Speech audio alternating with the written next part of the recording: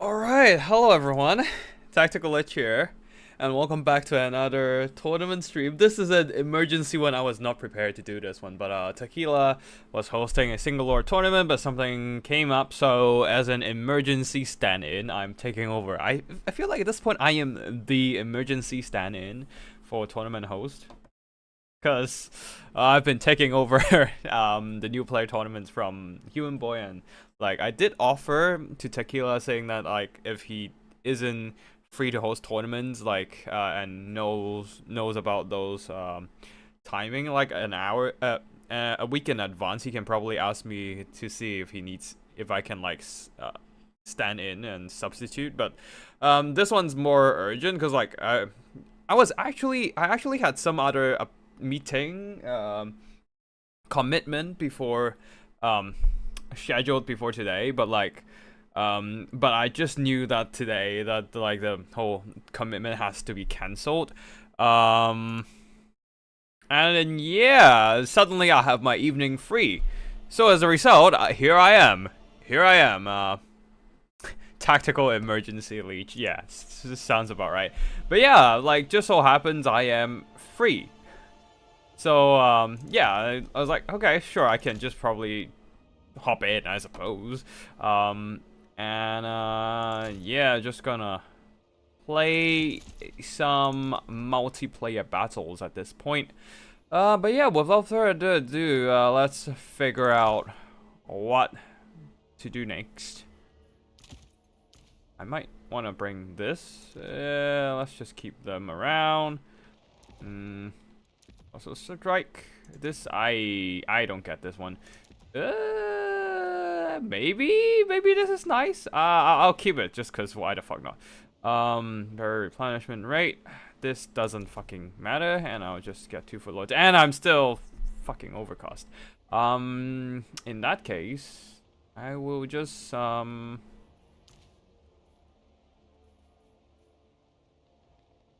mean, Village essentially has this its own healing, but yeah, let me think. Well, whatever. Ah, well. Ah, well.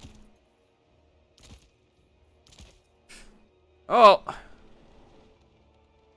Yeah, okay, the whole point of this tournament is that, like, everyone picks one legendary lord or one lord and stick to it till the end of the tournament. I don't have another good, like, option here, dude. I mean, like, I picked, like, the problem is I picked Tinge, and, oh wait, no. Yeah, I picked Village, and I'm stuck with him till the end of the tournament. I don't have a choice here, dude. Actually, I'll pick a couple of these, and,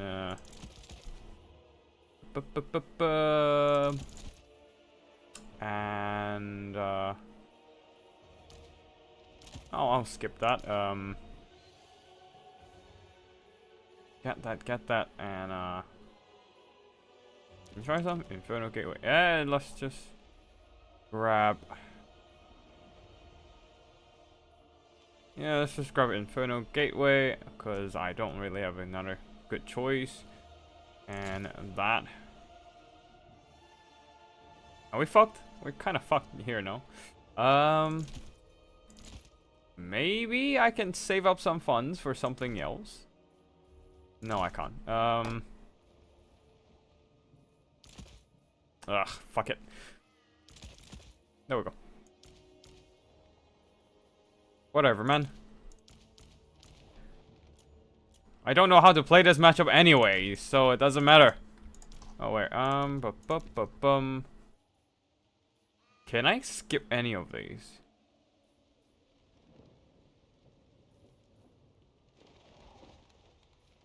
True Soul Grinder is good. I guess. Oh shit, maybe I should do that.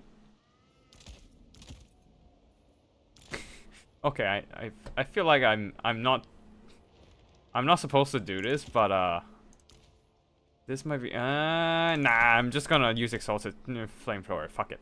Whatever, man.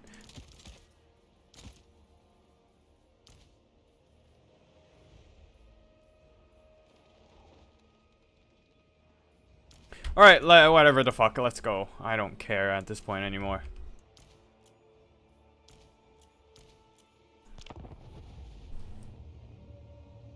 Probably too many SE, yeah. Oh well. No, yeah, I don't think so. I've got like 2 single entities and like the exalted flamers and then village, so I can actually get a soul grinder. But like at that point my army would be very thin. I mean, I don't really mind getting beaten in this first stage. I can just hop in to cast somebody else's game. I got rid of the soul grinder, yeah. I don't have enough funds. Like, soul grinder is expensive, and I would still want to have enough cavalry to just kind of beat back the high elf cav, or like just run down their archer line or something. I'm just hoping the exalted flamers can do enough here. I don't know if they can, but I'm gonna try. It's gonna be we're gonna be fighting Tequila, so it's gonna be interesting to say the least. And yeah, we have two Doom Knights. Wait, why did I bring Doom Knights? Fuck. I was supposed to bring Chaos Knights. Ah, well, whatever. Too late now. Yeah, 2 regular Doom Knights and a bunch of Marauders in the front line, a couple Exalted Flamers. Yeah, the Doom Knight might do something. I don't know. Well, anyways. I was not mentally prepared to play today, but the people called, and I will answer. Or something. So yeah. So like, yeah, again, emergency stand-in on,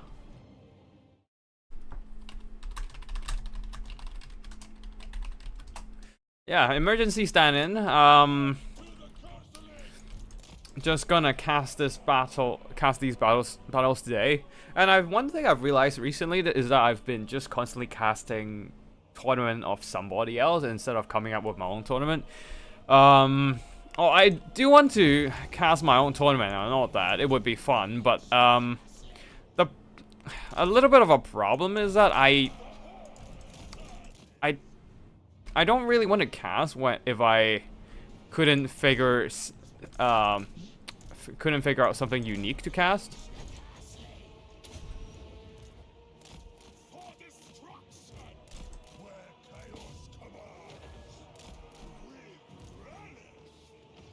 Oh wow, that's a lot of damage. Okay, that's pretty good.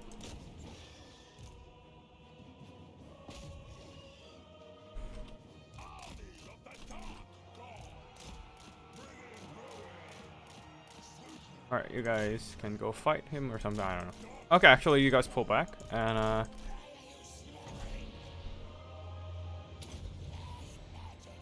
Pink Fire got nerfed, I forgot about that part.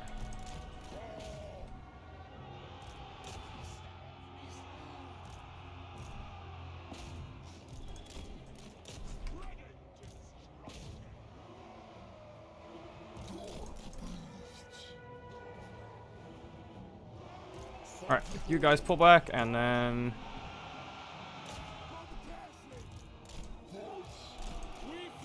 Wait, whoa, what the freak happened? Right. We just burn our own shit? Okay, that was unfortunate.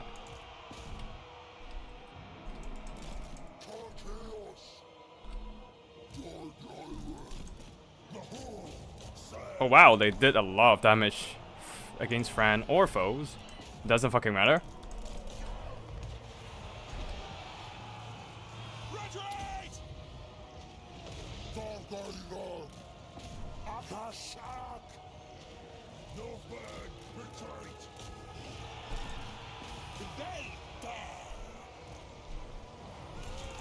We still have something left in back here.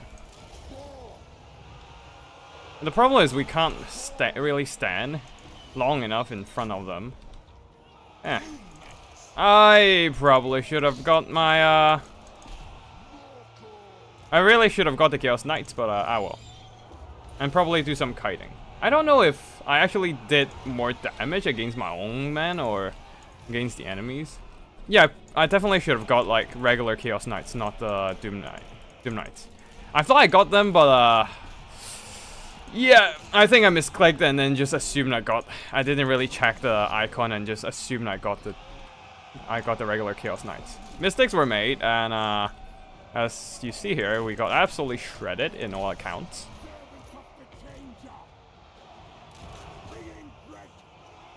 I mean, the Exalted Flamer still did a lot of damage. Already earning back their value, actually.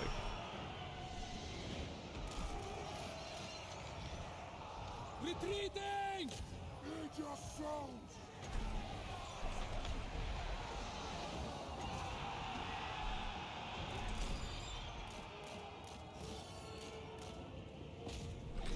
Alright.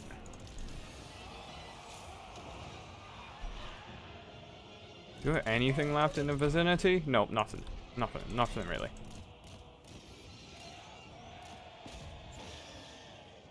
Nope, these guys are dead. Oh wow, they still managed to like fire in guard mode or something.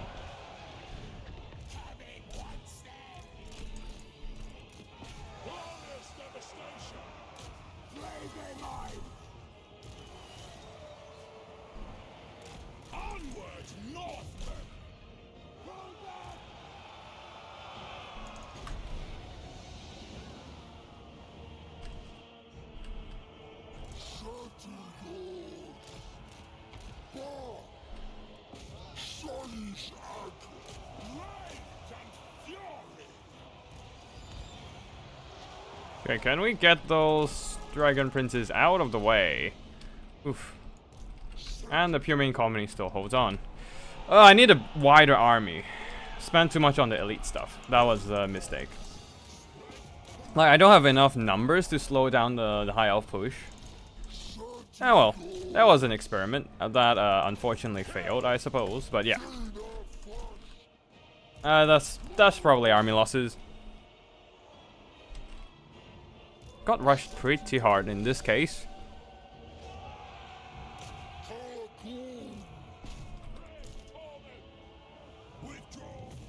Whoop, whoop, whoop.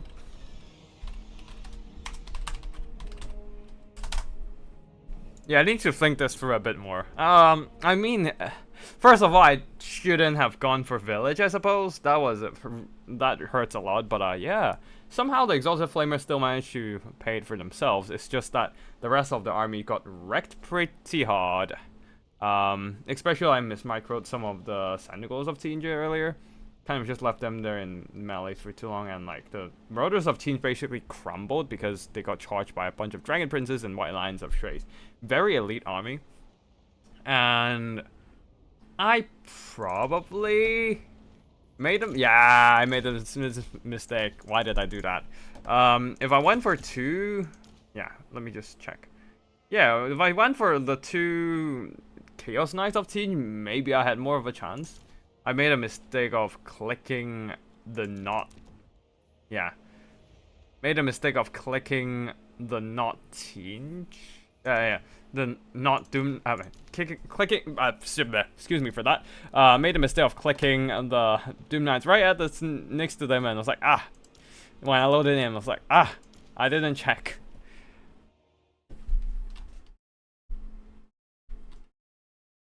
So yeah, in that case, we will just keep watching Rider Rohan.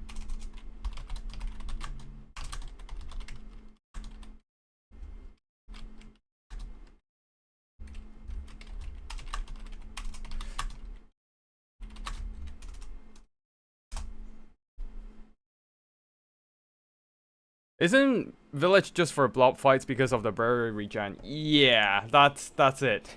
I needed like a little bit more of a. Give me a second.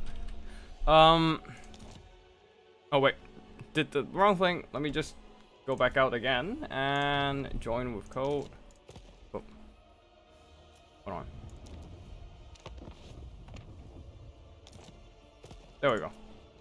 We're just gonna go into spectate mode against in Rider of Rohan's game. But yeah, spicy high elf build. Yeah, that was a very elite rush. I was not prepared for that. I was planning to deal with more like archers, spear lines, and all that. Not a full-on heavy metal high elf rush. Nobody expects that to happen. But yeah, my front line simply crumbles because of the dragon princes and white lions. Marauders can't really stand against such reckless charge. Very well played by Rider of Rohan, and I'm not gonna lie, very poorly played by me. I definitely need to. I could have used some better micro and stuff, but yeah.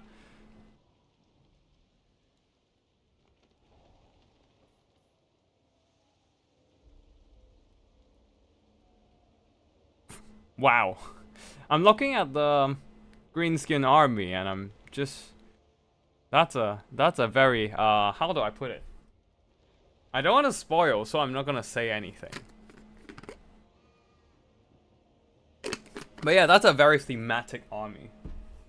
Even more thematic than the White Lion army we saw there. But yeah, this time it's gonna be Grom the Paunch versus Tequila. Not exactly a grudge match, because it's not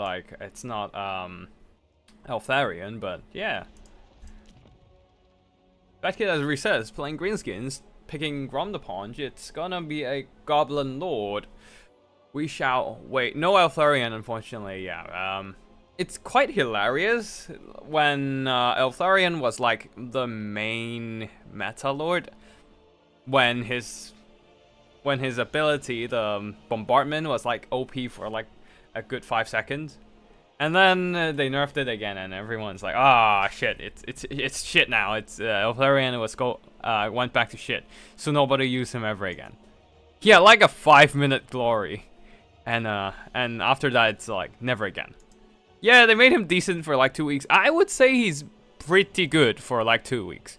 I wouldn't just say he's decent. It's definitely better than just decent.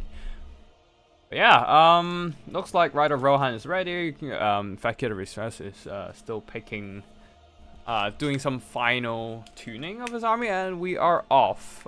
Screen blocker off. Yes, it is a full goblin army on the greenskin side. Grom the Paunch with a Rogue Idol, Furrow Wyvern, a little bit Night Goblin Shaman, a ton of Goblin Infantry. 5 Goblin Infantry, yeah. One of them, the Epic Loons, the other one, the Warlord Boys, and then a few more regular Night Goblin Fanatics, I think. Oh, can I oh, wait, I didn't. I forgot to hit tournament start, I think. Maybe. Let me just quickly check the tournament page. That was my bad.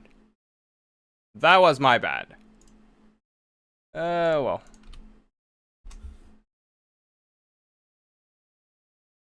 Anyways, that was a quick fight.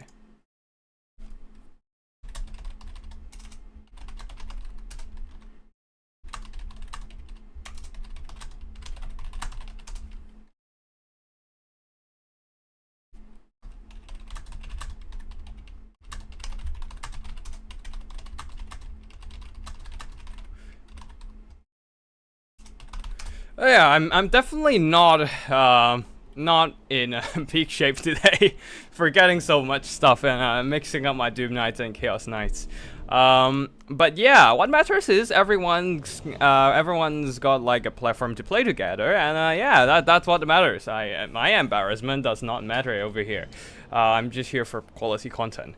But yeah, everyone seems to be going fine now. But yeah, I recently I've just been casting somebody else's tournament, like Friday Night Fights, a new player tournament, and now the single lot tournament from Tequila Sunset. So like the Friday Night Fights, it was like basically set up by Cool Umbrella as a regular thing, and I occasionally jump in to cast those.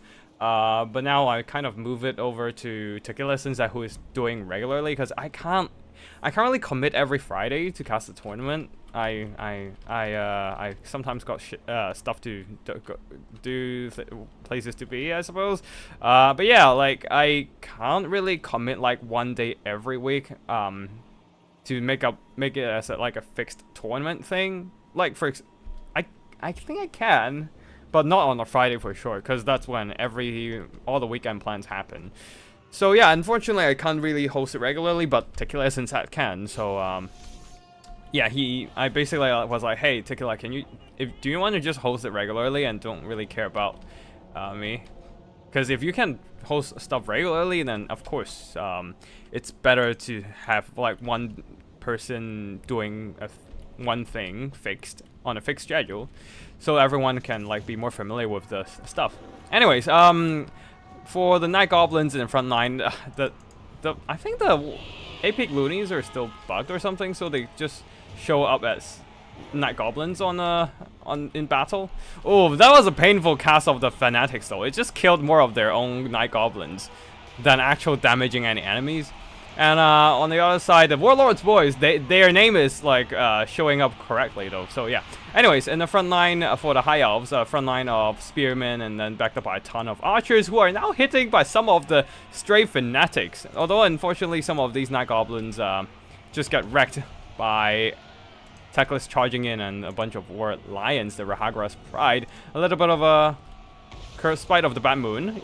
Yeah, and applying some nasty curse onto the archers with light armor, also doing some damage, disrupting their shooting, while the Morgul's Mangy Marauders and the Goblin Wolf Rider archers are on the flanks trying to shoot at the light armor archers, but probably they should just charge in and disrupt them instead of like staying on the side. Rogue Idol is trying to hold the center, but the Illyrian Reavers from the High Elves are intruding into the backline, running down the Night Goblin archers, and if the goblins cannot get in range to like do things, for example shooting at the enemies and whatnot, then the High Elves archer line do have that range advantage, shooting the Night Goblins from afar, and the Night Goblins can't even shoot back. Thankfully, the Rogue Idol has managed to beat back the Illyrian Reavers, while the War Lions are kind of running around unopposed. Probably can just charge into the Night Goblin archers and just fight them. And this guy's Tackless tied down by a Feral Wyvern, while the Warlord's boys, the Night Goblin's regular one with only immune to psychology as a special trait, they don't really... Yeah, they're just like getting grind down by spears and hammer charge from the War Lions of Trace onto the Spear Anvil. While at the back line there, the archers are mostly the archers of High Elves are mostly functional, with their light armor mitigating a lot of the incoming firepower or whatever damage they're getting hit with.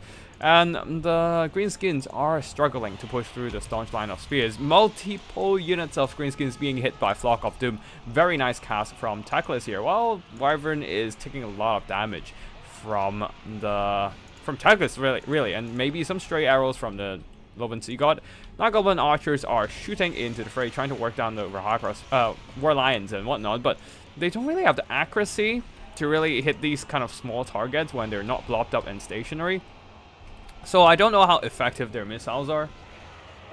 Doing some damage, not the most, and now the War Lions has set their eyes onto the Night Goblin archers with their leadership debuff from the Fear. And then yeah, the Night Goblins are not going to hold for too long, especially the War Lions do have that anti-infantry bonus. Frontline wise, the Night Goblins are all being steadily pushed back, and these Night Goblins, the 8-peak loons, might just be too weak to even cast another Looney cast. Another Looney cast go off, but unfortunately just not a lot of targets to hit within the blob, and the Fanatics just exploded in their blood and flesh without much accomplished. Rogue Idol and Grom the Paunch, they're still fighting. I didn't really highlight Grom the Paunch here, but like their HP is pretty much the only things holding up that balance of power. Even the Feral Wyvern is just too weak at this point. But Grom charging into some braced spears. The Loven Sea God are holding him down, no problem.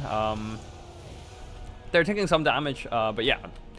Grom the Punch is just not having too good of a time to go through all the HP. Those spears not gonna pierce. Rogue Idol, yeah, might have the potential to clutch this. I am not sure, because balance of power is slowly edging in the favor of the High Elves.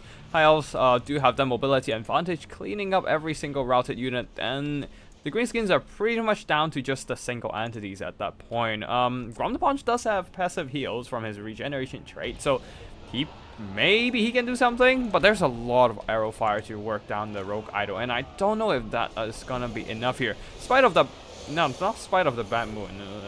Curse of the Bad Moon. That's Spite. It's the Curse. Curse of the Bad Moon, unfortunately, is just not very good as a Vortex spell. Kind of straying off and hitting nothing after like the initial damage. It's just a little bit too flippy, flimsy, wonky. Yeah, that's the word, wonky. A little bit too wonky of a spell and doesn't really have any steady DPS. And Ground Punch is still very much healthy thanks to his regeneration, but the Rogue Idol does not have the luxury of getting heals. So the Archer Fire is slowly but steadily whittling down what's left of the Rogue Idol's HP, especially being such a huge target. Yeah, things are rough for the Greenskins. Night Goblin Shaman, I don't know if he should still pick Curse of the Bad Moon, because with the new projectile changes, I think like this Vindictive Glare would probably be a better anti-infantry tool than than Curse of the Bad Moon. But yeah, the Rogue Idol is trying to clutch it. Ground Punch is charging straight for Tackless on his Skittles bird, but Tackless getting hit by Tackless dishing out an enfeebling foe, hitting Ground Punch with it, and also on top of that, Ground Punch inflicted with Fire Weakness by Tackless Kindle Flame, and the innate fire weakness of Ground Punch due to his regeneration trait makes him really vulnerable to attacks from Tackless, taking some big damage. But the healing is slowly coming in, very slow though, because he is on fire, lit up by Tackless on his Skittles bird. So I think that is pretty much over, as Tackless is wrecking Ground Punch. Packless, yeah, he is Packless. He can solo the idol if played right. Oh, really? I don't know. I don't use Packless usually, but like Packless does have a lot of healing. Potion of Shiroi, sort of, and regrowth. Oh, he's getting a regrowth. Yeah. That is probably gonna be the last straw on the camel's back. Oof. That is the heal is massively tipping the balance of power in the High Elf's favor. Like, the damage value wise, Greenskins isn't that far behind, but the fact that Tackless has so much healing available to him is just too much. Just too much. Also, don't forget that Rogue Idol is slowly crumbling away because of the negative leadership. So, GG to both players, and that shall be Game and High Elf's Packless once again taking a victory. Warlands did pretty solid here, actually. As their fear trait and also Rahagara's pride, I think he has the leadership debuff. Yeah, they both are really good against the Greenskins, and the Illyrian Reavers just run down all the goblins after they got routed. Oh, Packless, of course, he wrecked everything. Grom and the Rogue Idol did alright, but the rest of the army didn't quite do what they need to win the game. Especially, I think the Goblin Archers, the Night Goblin Archers was a little bit too, was played a little bit too conservatively and just kind of held back and didn't really do much. But yeah, GG to both players, and yeah, I don't think Goblin Wolf Rider Archers is a good idea against like the High Elves when they can outshoot you with every single missile unit. Probably just spend less money and grab regular Wolf Riders instead. Might be a better choice. But I don't know how this build, I don't really know how this Goblin build would deal with like High Elf Heavy Calf. So I think this Goblin build is very thematic but not very good. But yeah, oh hey Mr. Casual, haven't seen you in a while. But yeah, that is indeed the amazing Tactical Lich, and the stream is going alright so far. I just realized I had a lot of blunders today, probably because I was playing Songs of Conquest and kind of slept late last night, and and I'm still a bit groggy by the end of the day. Had to bring the Gobble Tide. Yeah, that was a very gutsy play with the Gobble Tide. And let's see if we have any other matches we wanna check out, because we are kind of waiting. Oh, it's Mr. Teufel. All right, Mr. Teufel, you're Strigoi Ghoul King. Strigoi Ghoul King. This is like a Warhammer 1 throwback. I haven't seen the guy ever since Warhammer 2 and the new Vampire Lords came out. Like, Strigoi Ghoul King used to be the shit. because of how good crypt horrors were, and because of the regeneration trait is pretty freaking OP back then, especially when on fire doesn't apply that healing debuff. So yeah, Strigoi Go King used to be this shit. They can summon crypt horrors, a very good summon, but like I don't actually know what they do these days. We've seen some. I've got like a Strigoi Vampire Lord game that I cast and will be up at some point soon, I think. But I don't really have any Strigoi. Yeah, I don't really have any experience with the Strigoi Gold King recently. Nobody uses him after all. It's always Blood Dragon. I mean, nobody really uses vampire counts these days. I don't really. I don't think I've seen much vampire counts these days, honestly. Mr. Teufel is very dedicated about the vampire counts though, because he sent me another Manfred replay that I'll be casting. But yeah, like everyone just uses the Blood Dragon Vampire Lord anyways, and nobody uses anything else. I used to use Camler a lot because of how OP that passive heal stacking is, but not anymore. Everyone and their mother has fire damage that cuts your healing down by 50%, and yeah. Oh shit, I forgot. I forgot to blocker. Yep, Strigoi Gold King. Yep. Blocker's on. Nobody's seeing anything. But yeah. Yeah. I really need to sleep earlier. I was like, I was playing a ton of Songs of Conquest lately, ever since the game officially came out on like what, Monday, I think. Where was it last week? I forgot. Anyways, I was just playing a ton of that because I played a bit of Heroes of Might and Magic 3 back in the day, but not when it first came out. Funny enough, it's a few years after it came out, like well, probably a decade after it came out, honestly. I was playing it in like when I was in like early 2010s, mid 2010s maybe, like around there, the first half of 2010s. And the reason why is I just kind of came across the game, and then I kind of downloaded the emulated version on my phone. I didn't own PC back then, so I couldn't play it on PC. And I would just play it on the emulated version on the phone and just play it for quite a long time, killing time at school, killing time during commute and all that. And I really love like the unit design and all that. And the Songs of Conquest it's another pixelated like kind of turn-based strategy game that is very much based on the mechanics of Heroes of Might and Magic. There are some tweaks and whatnot, of course, but like it is a very fun modernized take on the genre, and I was like, yeah, I'm just gonna play it. Especially like they also did like multiple factions with very distinct units, really cool designs, and I was like, yep, I'm gonna play that. And because it is a turn-based strategy, the usual one more turn syndrome, just one more turn syndrome is hitting me in full swing. So like I just need to play one more turn, man. I say that at like 8 p.m. at night, and then one more turn later it's like 1:30 in the morning. 1:30 at like deep in the night, and I was like, fuck, I need to calculate how many hours I can sleep before I have to wake up and work, and it's like, oh. And yeah, I was not having the most healthy lifestyle for the past few days. Mr. Teufel, I actually play Strigoi Vampire Lord. Ah, damn it. That Lord is so forgotten, I even forgot its name.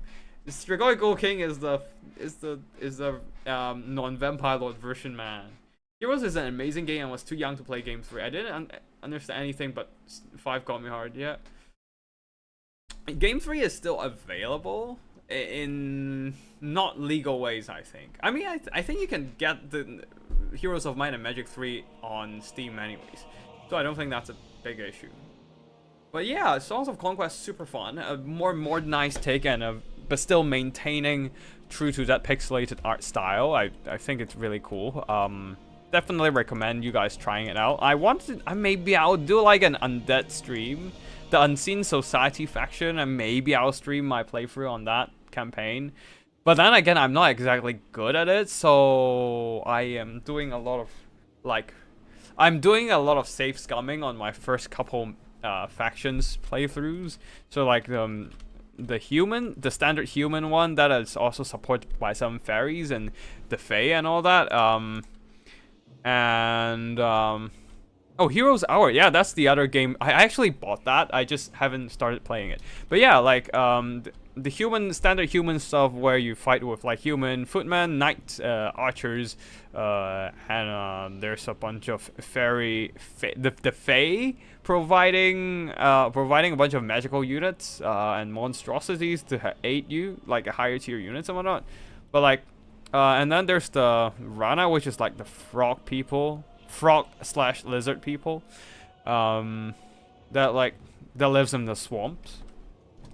But then there's also the undead faction, the Unseen Society, and there's also another human faction, but with more of a little bit more Middle Eastern take, the Persian influence in terms of like the character design and all that, the musketeers and all. But yeah, that's like the 4th campaign. I'm still playing through the Frogmen, the 2nd campaign. But yeah, I don't think I'm gonna play anymore tonight because I've got other stuff to do. But yeah, anyways, army builds on both sides. Back to the tournament. Front line of spears, second line of archers and Loven Sea God. One of them, the Talons of Torquilada, guarding them, the keepers of the Flame Regiment of Renowned Phoenix Guard, with Tequila leading the army, supported by a Star Dragon. And on the other side of the battlefield, the Strigoi Vampire. Okay, Strigoi Vampire then. Okay, that's fine. We might still see some Crypt Ghoul summons. Front line of Skeleton Warriors, second line of more Skeleton. I mean, it's just a mixed front line of Skeleton Warriors, checkerboarded apart. Varix Reavers, Blood Knights, 2 of them on the far side. 3 of them actually, plus the Varix Reavers. So a lot of self-healing cavalry. So it's going to be quite a bit of heavy cavalry forces. Crypt Ghouls, hidden, not really hidden, but forward deployed on the far corners. The High Elves don't really have anything to shoot at this block. Interesting. The High Elves don't really have anything to, don't have any mobility to counteract the heavy vampire cav. So this is gonna be an interesting fight where it really depends on how much the heavy cav of the vampire counts can do against the high elves here, who all mostly have anti-large to hold them back. But I don't know, like the way in game 2, the way to play this matchup in game 2 for high elves is just to have a Phoenix Guard box. And I suppose nobody really wants to try it out again for now. Blood Knights are taking quite a bit of damage from the archers, actually. They do have the missile resistance from the Flag of Bloodkeep, providing a bit more missile resistance. Oh, Sisters of Avalon in mix. Okay, that is a bit more threatening. But yeah, they're taking a lot of damage while not dishing out anything in return. Blood Knights are circling around. Zombies are gonna get ground down by the staunch line of spears. And Flaming Sword Ruin, boosting the weapon damage and fire attacks on everything here. Also applying fire weakness with Talons of Torquilada with the help of a bit of those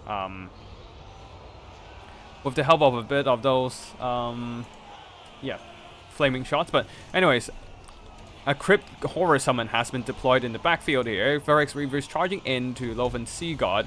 Skeletons charging in, spears are trying to squeeze through the gap to get to the Talons of Torquilada. Kurtors are trying to dish out some damage against the Sisters of Avalon, but they're not doing that much damage. Soul Blight onto this little blob here, debuffing the armor of the Star Dragon, while the Blood Knights piling onto the massive High Elf Beastie. Kurtors and the Varix Reaver are working down the Sisters of Avalon, but they still have 2/3 of their models. These Blood Knights have taken a lot of damage. By a lot, I mean really a lot. Over half of their health taken down by the enemy missiles. Crypt Horrors are now close to disappearing. Another half a minute and they'll be gone from the battlefield. But they have almost wrecked over half a unit of the Sisters of Avalon. More of these Blood Knights piling in alongside the Necromancer's support. the spears are still tied down in front line by various skeleton units, so the Blood Knights and the Crypt Ghouls are intruding into the back line, but these Blood Knights kind of hang on to the Loven Sea God a little too long here, not doing much damage and taking a lot in return. Now the Star Dragon diving down, receiving a bit of healing from Tactless Regrowth. And now trying to snipe out the Necromancer. Necromancer taking big hits, while the Keepers of the Flame flooding in to screen for the Star Dragon, who was under duress from the Blood Knights. But now the Blood Knights need to back out, as they do not want to get tied down among so many elite anti-large cavalry infantry.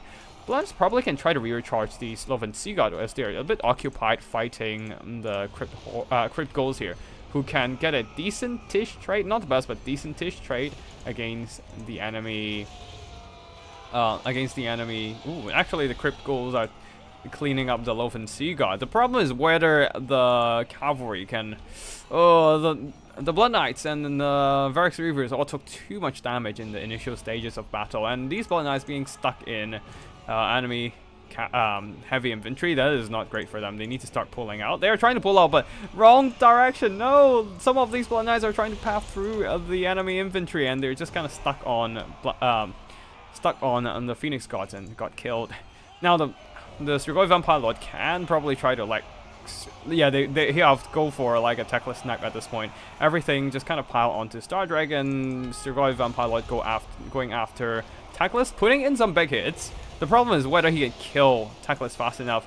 Strigoi Vampire Lord does not have... Well, wait, hold on. He does have the Claws of Morricane that gives him damage buff, but has he used it up already? Yeah, he probably has. And zombies are piling in, but there's nothing really to keep Tactless in place so that the Strigoi Vampire Lord can kill him. So with the death of all these vampire cavalry, I don't think the vampire counts have what it takes to like go through all these spears. It's too much staunch, man. It's too much staunch, and we might just witness Rider of Rohan riding all the way. No pun intended. Well, pun intended actually. No.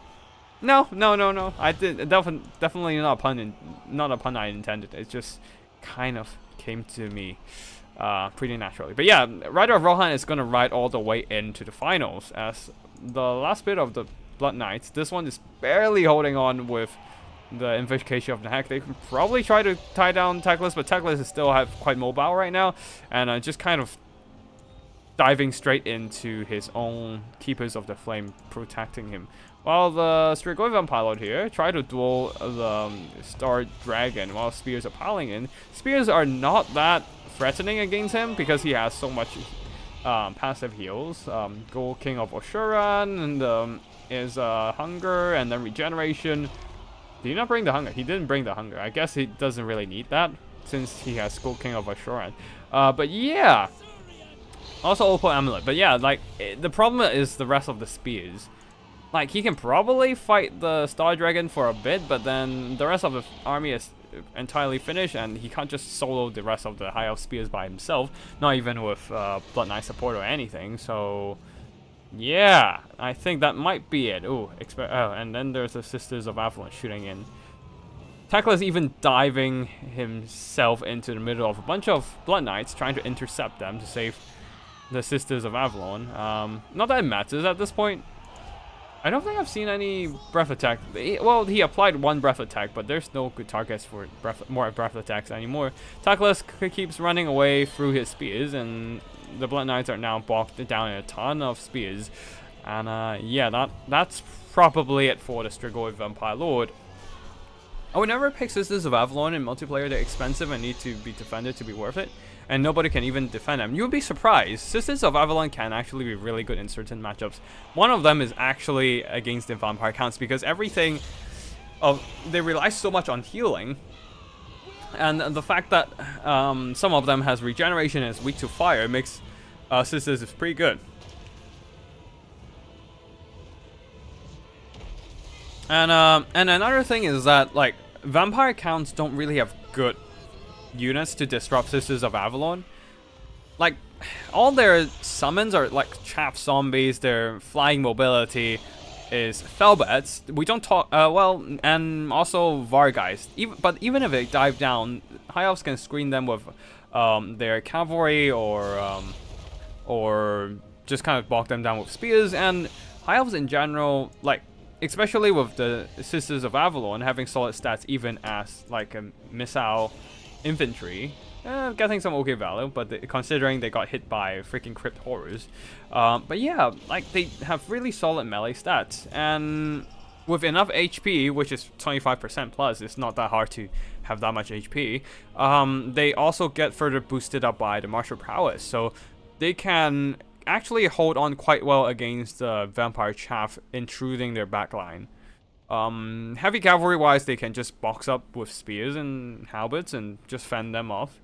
And yeah, it's hard to, for the vampire counts, it's hard to disrupt the Sisters of Avalon unless you bring Vargeist, which is very weak to like archers and spears and anything anti-large, honestly, and missiles. So Sisters of Avalon actually used to be like one of the meta units against the Vampire Count. These days I'm not sure, because it seems that a lot of stuff is meta against the Vampire Counts anyways. 50 MD on an Archer is crazy. Yes indeed, they are very elite after all. And yeah, the Archers of the High Elves did some pretty good. Oh boy, the Loven Sea got 1000, almost 300 gold worth of damage value. Keepers of the Flame managed to just hack down a bunch of Blood Knights, having a hell of a time out of it.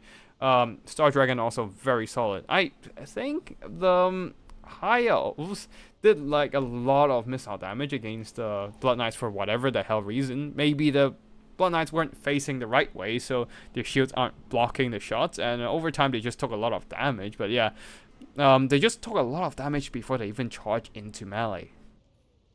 And yeah, it sucks to be Vampire Counts these days.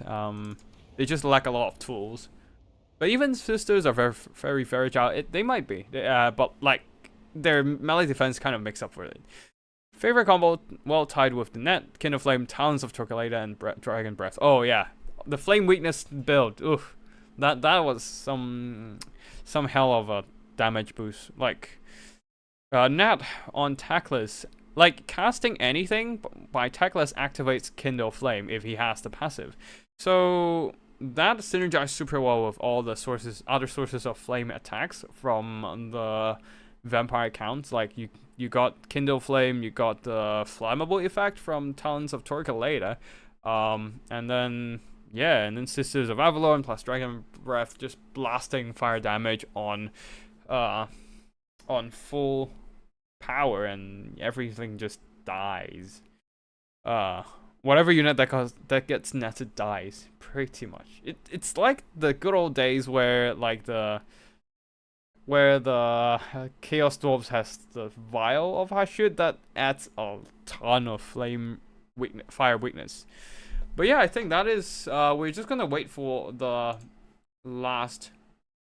Oh, Palpatine and Rastor are still fighting, or what? Okay, he fought against Resto. So I suppose he's fighting whoever won in Resto versus Palpatine is fighting against Archangel Anton. I'm not seeing.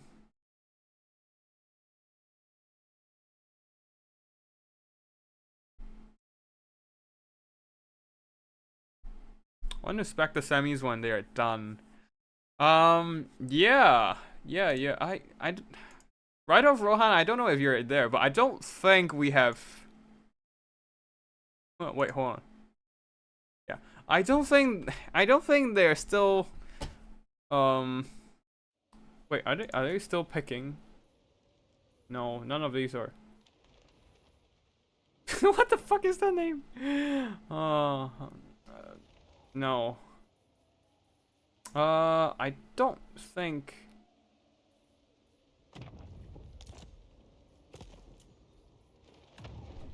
I don't think they're still outside the tournament, or like I don't think they're outside the battle or anything. I think Rusto and Palpatine already had their match. But for whatever reason, one of them forgot to. Both of them forgot to report their scores. So I think they're done. Oh shit! What the fuck did I do?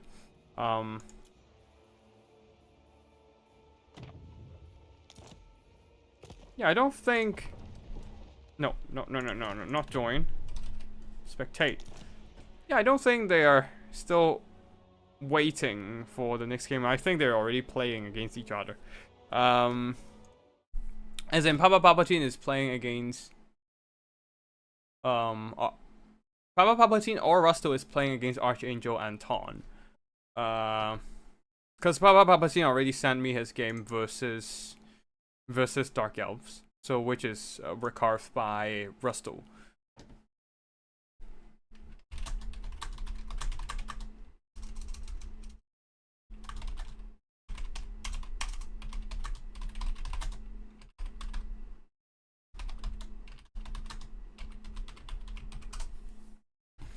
Okay, let's see if Papa Palpatine or Rusto fighting against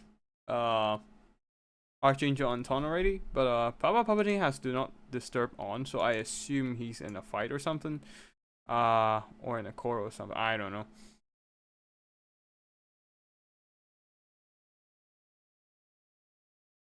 Okay, let me just download.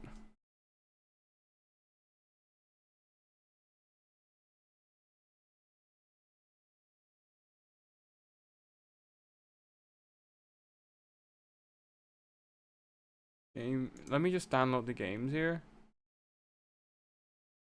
And then Mr. Toyful sent in the replay. Yeah, we're kind of waiting on this one. Alright, cool. We don't have that many replays to cast, which is great. It's great for my sanity. Fuck, I really need to sleep early tonight. But yeah, anyways, let me just catch up with the YouTube chat, because I forgot. It's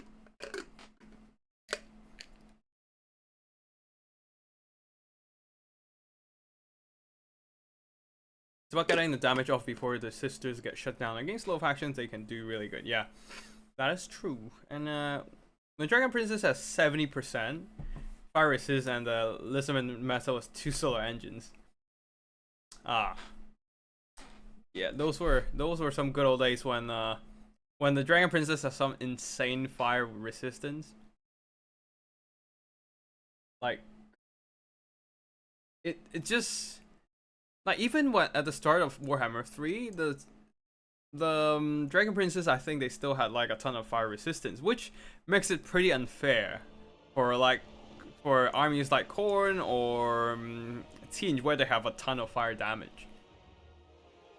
And yeah, and they just suck against Dragon Princes, especially like for units that only deals fire damage and no magic damage. Because Dragon Princess has additional physical resistance, which means they pretty much have max resistance against anything that only deals fire physical damage. It sucks for anything with fire, man. But yeah, alright, let's just wait and see. I think Papa Palpatine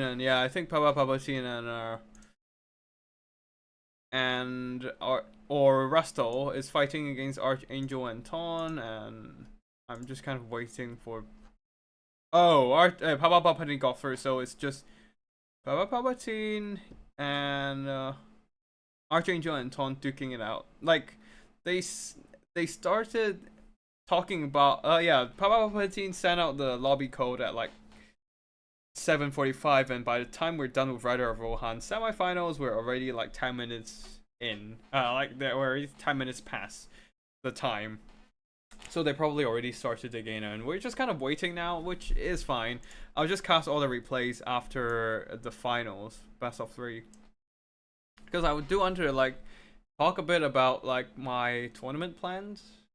Because like, yeah, I've not been casting any tournament organized by myself, because one reason not trying to accuse or blame anyone here, it's just purely stating things as is one of the reasons why I'm not hosting tournaments as frequently.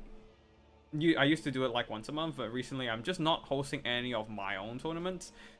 Is that I don't want to host a tournament that duplicates with everyone else's format, because it makes no sense to have the same thing happens twice a week when we already have regular tournaments hosting every week. Like we're just gonna be splitting the player base between the two tournaments anyways. Like, splitting the player base by time zone is fine, but splitting it by days doesn't make any sense.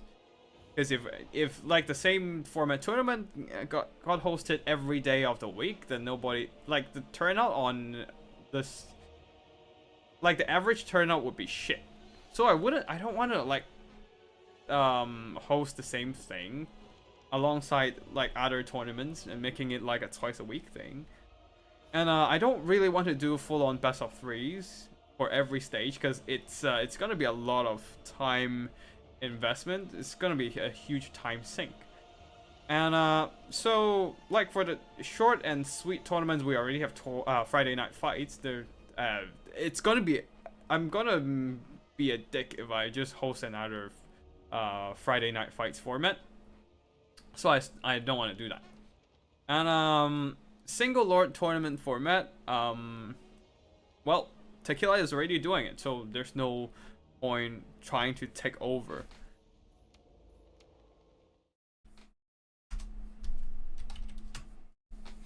Because again, I'm just I like Tequila is doing very good with his stuff, hosting regularly, a very good cast, very engaging content. I don't.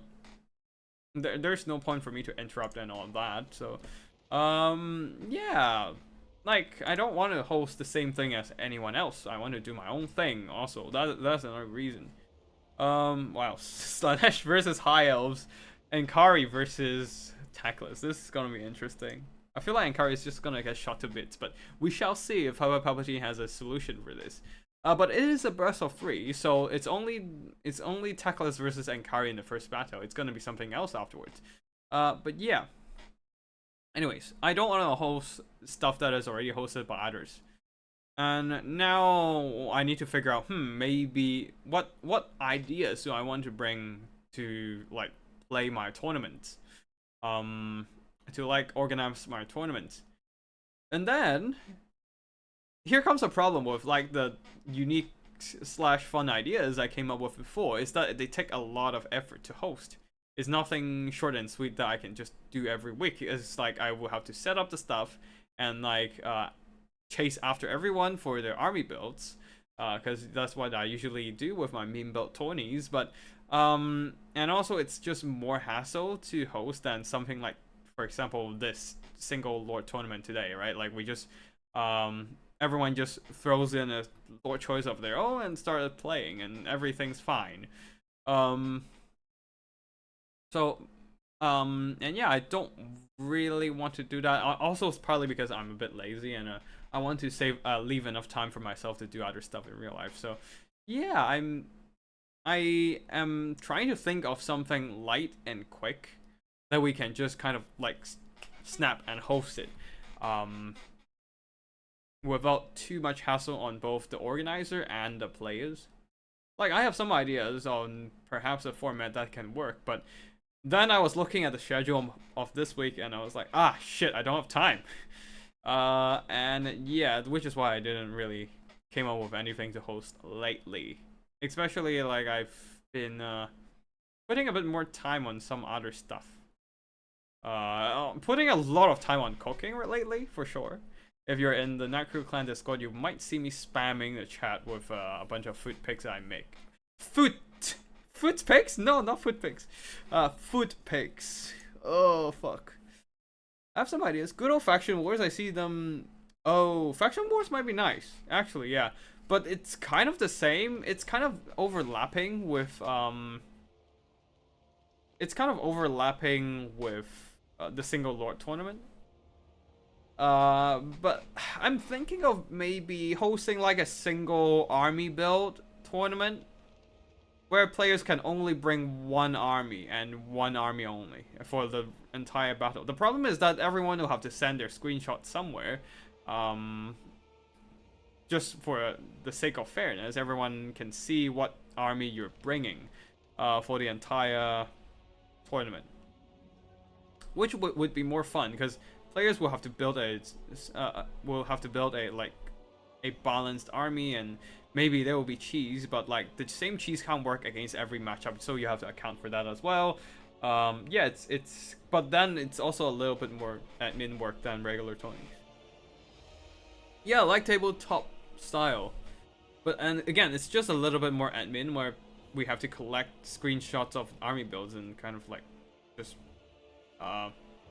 which I'll probably be doing it on my own Discord. In case you guys don't know, I do have my own Discord. It's in my YouTube channel description, I think.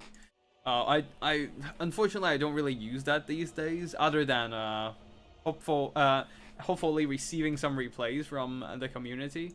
I do take replays from replay submission, but recently I didn't really, especially recently I don't really have that much time to play myself.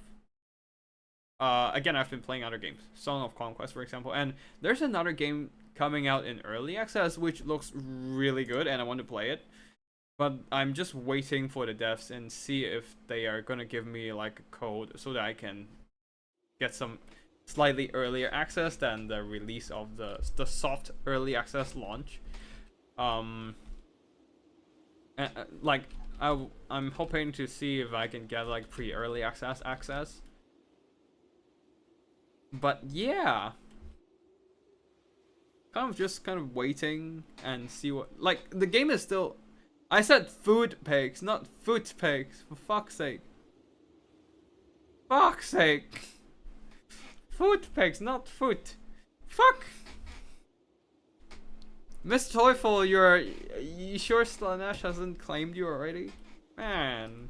Anyways, I mean, to be fair, Slanesh is all about obsession. So if I'm obsessed with food, with culinary pursuit, then I would still be falling to Slanesh. Just like Mr. Toyful, you would be falling to Slanesh for foot pigs.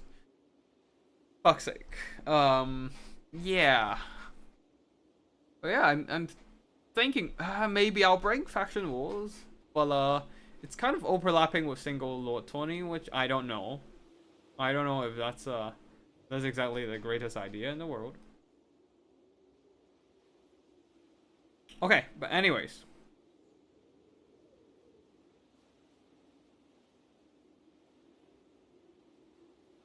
We shall wait. Oh, wait. Faction Wars. Oh, Faction Wars actually might be a great choice, actually. We're gonna skip back pick and ban entirely, actually, maybe. So what happens is gonna be a single army build. Yeah, a single army build is fun. From the single army builds I made before, especially sometimes when you make an army, you don't actually play it yourself. You give it to somebody else to play it. Tabletop format is lit. Maybe I should get the tabletop format going, maybe. Anyways, we shall think about that later. For now, we are gonna wait for the players to load in, which is taking forever. Oh no, the internet is not holding up for maybe myself, maybe the players. I feel like this is gonna, oh no, it's taking so long to load.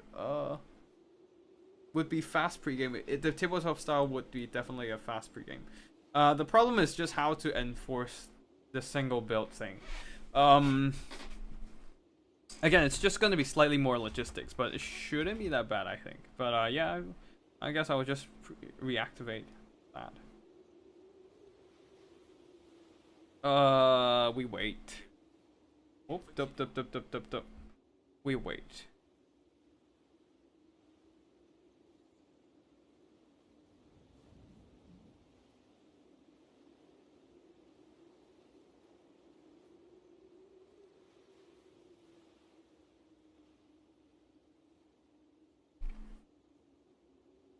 Alright, I have a bad feeling about this.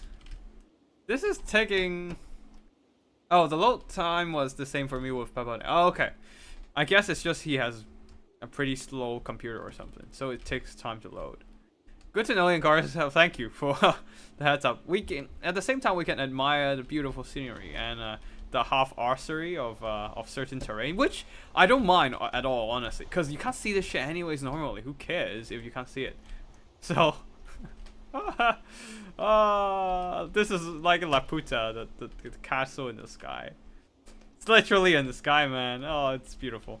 But yeah, I mean, if you can't see it, it doesn't fucking matter anyway. So, I don't see a problem with it. Like, if I can't see that shit. Wait, where's the main battlefield? Okay. Oh yeah, we absolutely can't. Wait, what? Hold on. Hold on. No, that's. I was thinking, wait, is that a floating tower? It's not. It's not. It's not. It's not. It's just a very thin linkage. Anyways, for that one, we can't see that shit. Yeah, we can kind of. Okay, it's not entirely floating. It's fine. Anyways, back to the main army. The High Elves are going for a very elite front line. 3 sword masters and then a second line of archers, a ton of archers. Sisters of Avalon, double Sisters of Avalon. Tackless is coming in with a net this time, I believe. Yep, net. Sisters of Avalon and Talons of Tequila to apply all those fire weaknesses onto Enkari, I assume. Double Dragon Princes and yeah, Loathsome Seaguard guiding the flanks on. Yeah, and Tackless of course has a Flock of Doom net to apply that, to lock down enemies and apply the flammable debuff and all that. And on the other side, the Slanesh army going full mobility here. No, there's a Chaos Warrior with Hell Scourges.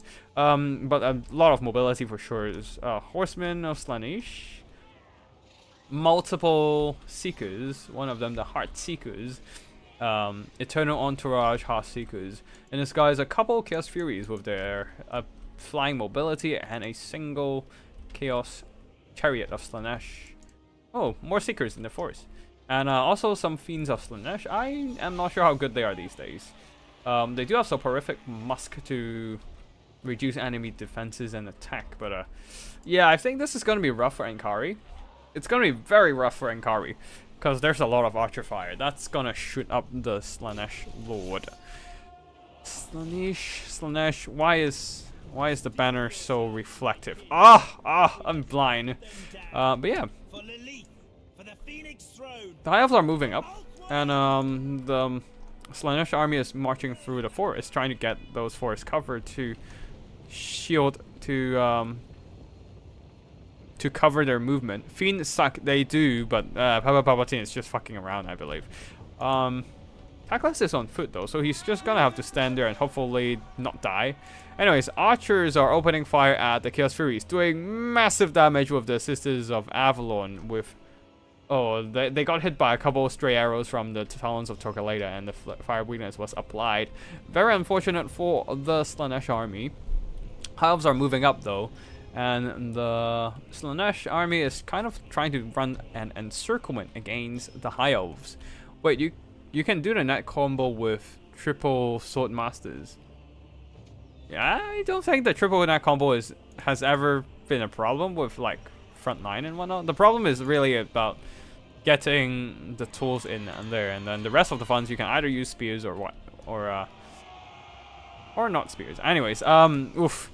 The Chaos Chariots of Slanesh getting hit hard by the Sisters of Avalon, but they are dragging some of the Sword Masters and Loathsome Seaguard out of position, and also the Dragon Princes. Now they are getting countercharged by the Fiends of Slanesh, who was not targeted by the Sisters of Avalon, and they're taking significant damage from the Fiends. The Fiends getting the charge was very key here.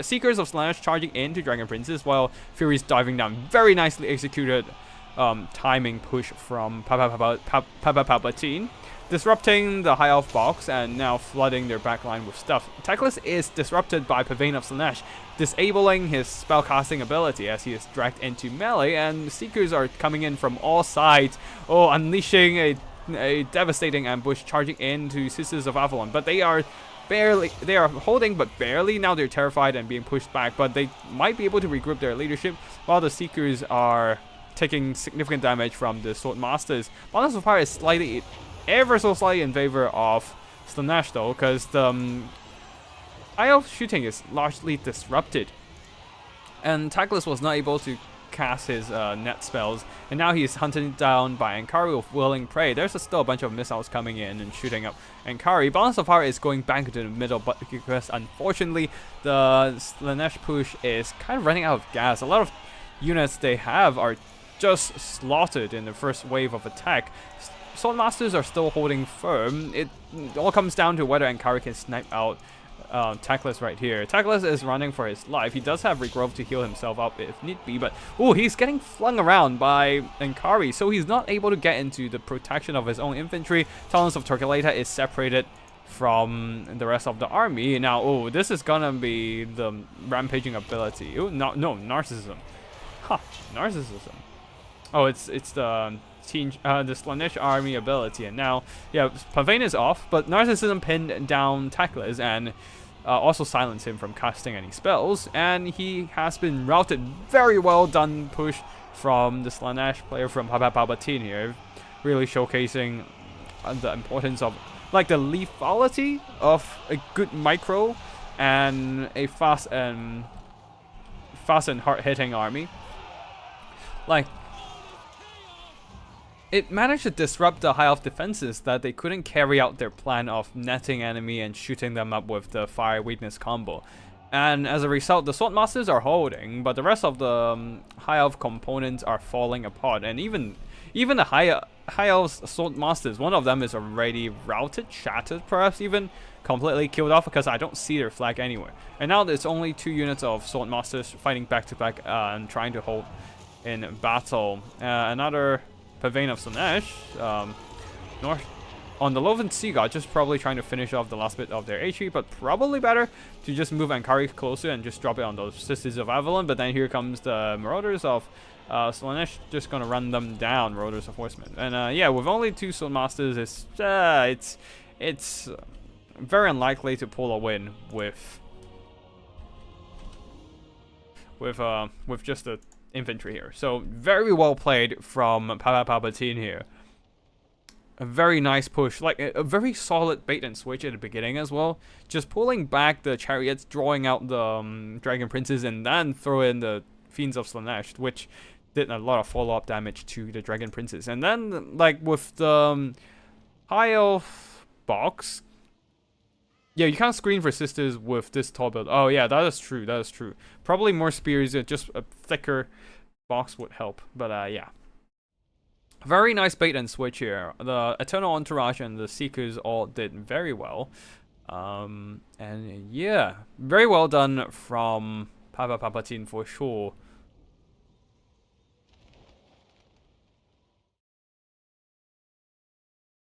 Let me just save this, because maybe I'll talk about it on video or something.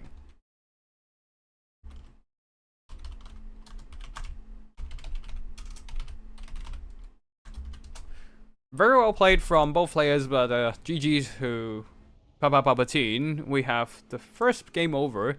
We'll be moving on to the next. This is gonna be back to pick and ban stage of the tourney.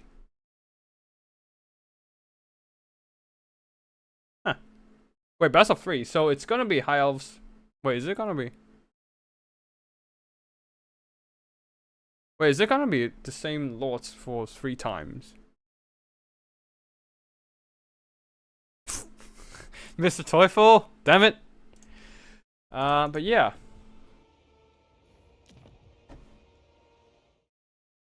Wait, hold on.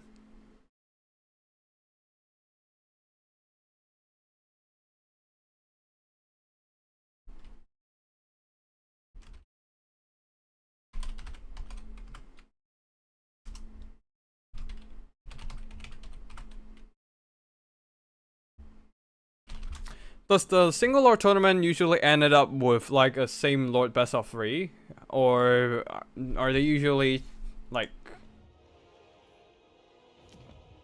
Do they usually switch lords? Can anyone tell me? Because I'm not sure.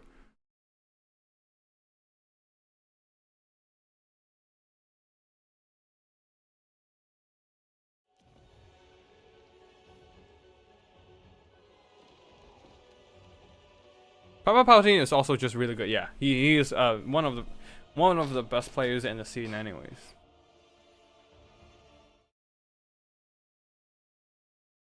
Like, good micro is hard to beat. No, I'm pretty sure they stick with the same lords. Okay, cool. Then we'll just watch the same lords duel. Maybe Tackless will come in with his Skittles bird with Packless. Okay, cool. Good to know. Thanks, guys. But yeah, maybe there will be Packless or Tackless and his Skittles bird. We shall see.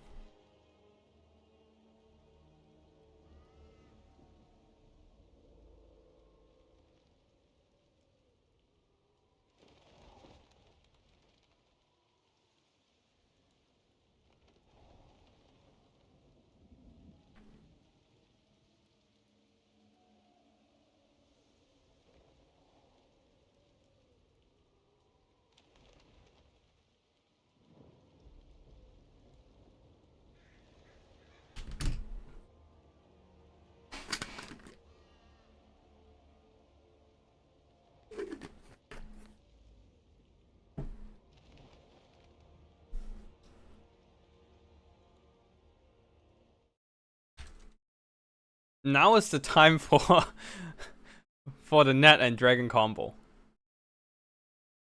Nurgle's PA, I blame Tequila for false reporting that the tourney won't happen. Well, Tequila did say that he was not up for the tournament because something came up. But then I chimed in with a message and we was like, "Hey guys, you need a caster," and just hopped in. So Tequila didn't false report it. It's just circumstances changed afterwards. That's what happened. But yeah, like also Nurgle's PA, if you're still around, I did ping the entire server on the Night Crew Clan Discord, so you can't just blame Tequila on that one. I did ping everyone. The announcement was on there, mate. But yeah, there's always the next tourney, and Tequila Sunset is gonna host the EU time zone Friday night fights anyways tomorrow, so that should be going without any issue. Unless he has something to do again, I'll just hop in or something. I don't know. Like technically I'm free tomorrow, but I also want to like put some time to work on other projects. So yeah, like I can help, but I rather not to. Yeah, I'd rather not. But yeah, maybe. But yeah, I'm thinking of next week. Maybe I'll host like a faction war or something. Maybe I'll try to do some regular tournament hosting as well. Maybe. Also it like these kind of like tournament hosting gives me a more steady stream of replay files. Between his and yours message, I fell asleep. Oh, slightly sick and just yeah. Don't worry, man. Like we will have, we will have more tournaments coming in soon anyway. So you can always just hop in and play. There goes PA.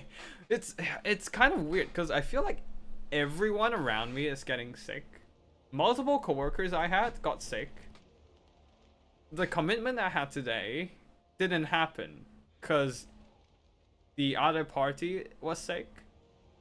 And I've got friends who I met up with yesterday and he was sick as well. It's like, what the fuck, bro? Why is everyone sick? Like, we're in May now. I get it if this is like a spring flu in like early spring or something. Or like an autumn flu, winter flu kind of thing, but we're almost summer, guys. Why is the flu thing still a thing? It makes no sense. In EU we had flu going around 1 to 1.5 months ago. It's healthy time, I guess. Now it's healthy time. Okay. Oh, so you're saying you're saying the EU flu passed on to the UK. Huh. It's Nurgle's high season for spreading plagues. Yeah, it probably is.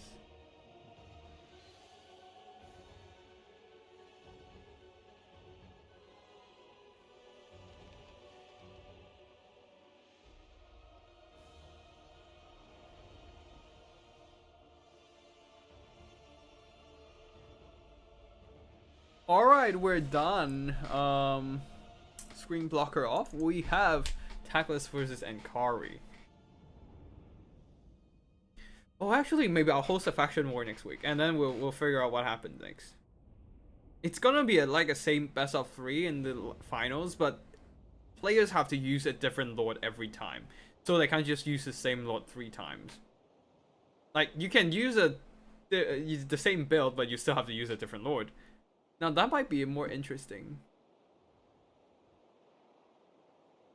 Do you bring a fiery convocation? I did not check their builds. Oh, so I don't know yet. Like, I'm still waiting for the game to freaking load in, but it's gonna take like 2 minutes. Because that's what happened last game with Power Palpatine. And according to Inkars, that's what happened with him and Power Palpatine as well. Nothing to kill the Chosen. We shall see. We shall see. I think they're kind of like trying to second guess each other's like builds. So like, it's kind of like a thought process. I know you're gonna bring this to counter me, so I'm gonna bring this to counter your counter against my counter against me. And then the other party would be like, I'm gonna counter your counter against my counter against your counter. Like, it's gonna be like a 5D chess game or something. Maybe, perhaps. We shall see. Never mind, I'm blind and Mr. Swordmaster. Ah, okay, yeah, you have the power of rewind. I don't. I mean, I can, but I just rather not bother.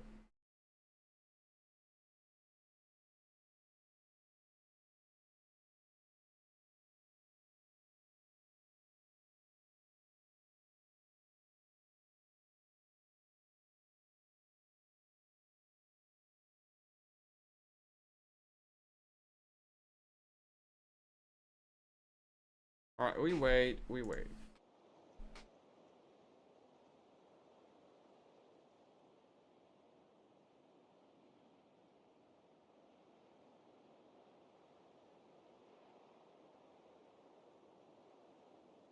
But imagine if they're bad at killing the target they were designed to kill.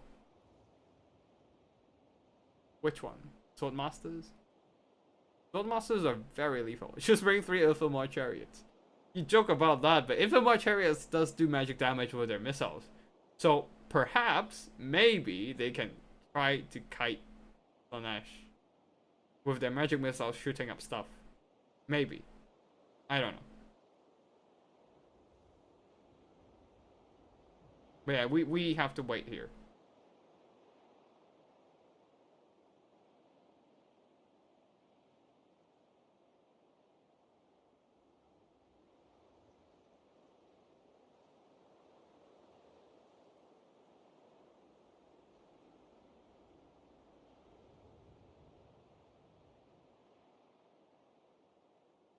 Other than Sword Masters are usually bad, they're very good at one thing, kill heavy infantry. Other than that, though, terrible. Yeah, I mean, that unfortunately that is why they're not very good in most matchups, because everyone, like, most of the killing power in this game lies in 1, missiles, 2, fast, hard-hitting mobility, and 3, oh well, aside from single entities, but like 3, fast, hard-hitting light infantry. Being a heavy cavalry, it doesn't. Being a heavy infantry, it doesn't really matter in this case. Like, yeah, we shall see what happens here. Heavy infantry is just sitting ducks recently, sadly. Yeah, I mean they have been sitting ducks like all the time, anyways. But like, I'd rather have heavy infantry being rather weak than having them being OP, because what's gonna happen is just gonna be everyone spam heavy infantry and just sit there and wait for things to end. When they just duke it out. Like, there's gonna be no interaction. I'd rather, like, other stuff being a little bit, being noticeably better than heavy infantry. Like, yeah. Because what's gonna happen is, like, everyone's just gonna bring heavy infantry to grind. And then you charge stuff in there, oh, they don't get killed, and instead they kill everything. So why bring other stuff when you have the least micro-intensive thing and least risky thing that will win you the game? Like, why go for other tools when you can just spam heavy infantry for the win, right? So yeah, anyways, army builds. The High Elves are going full box now.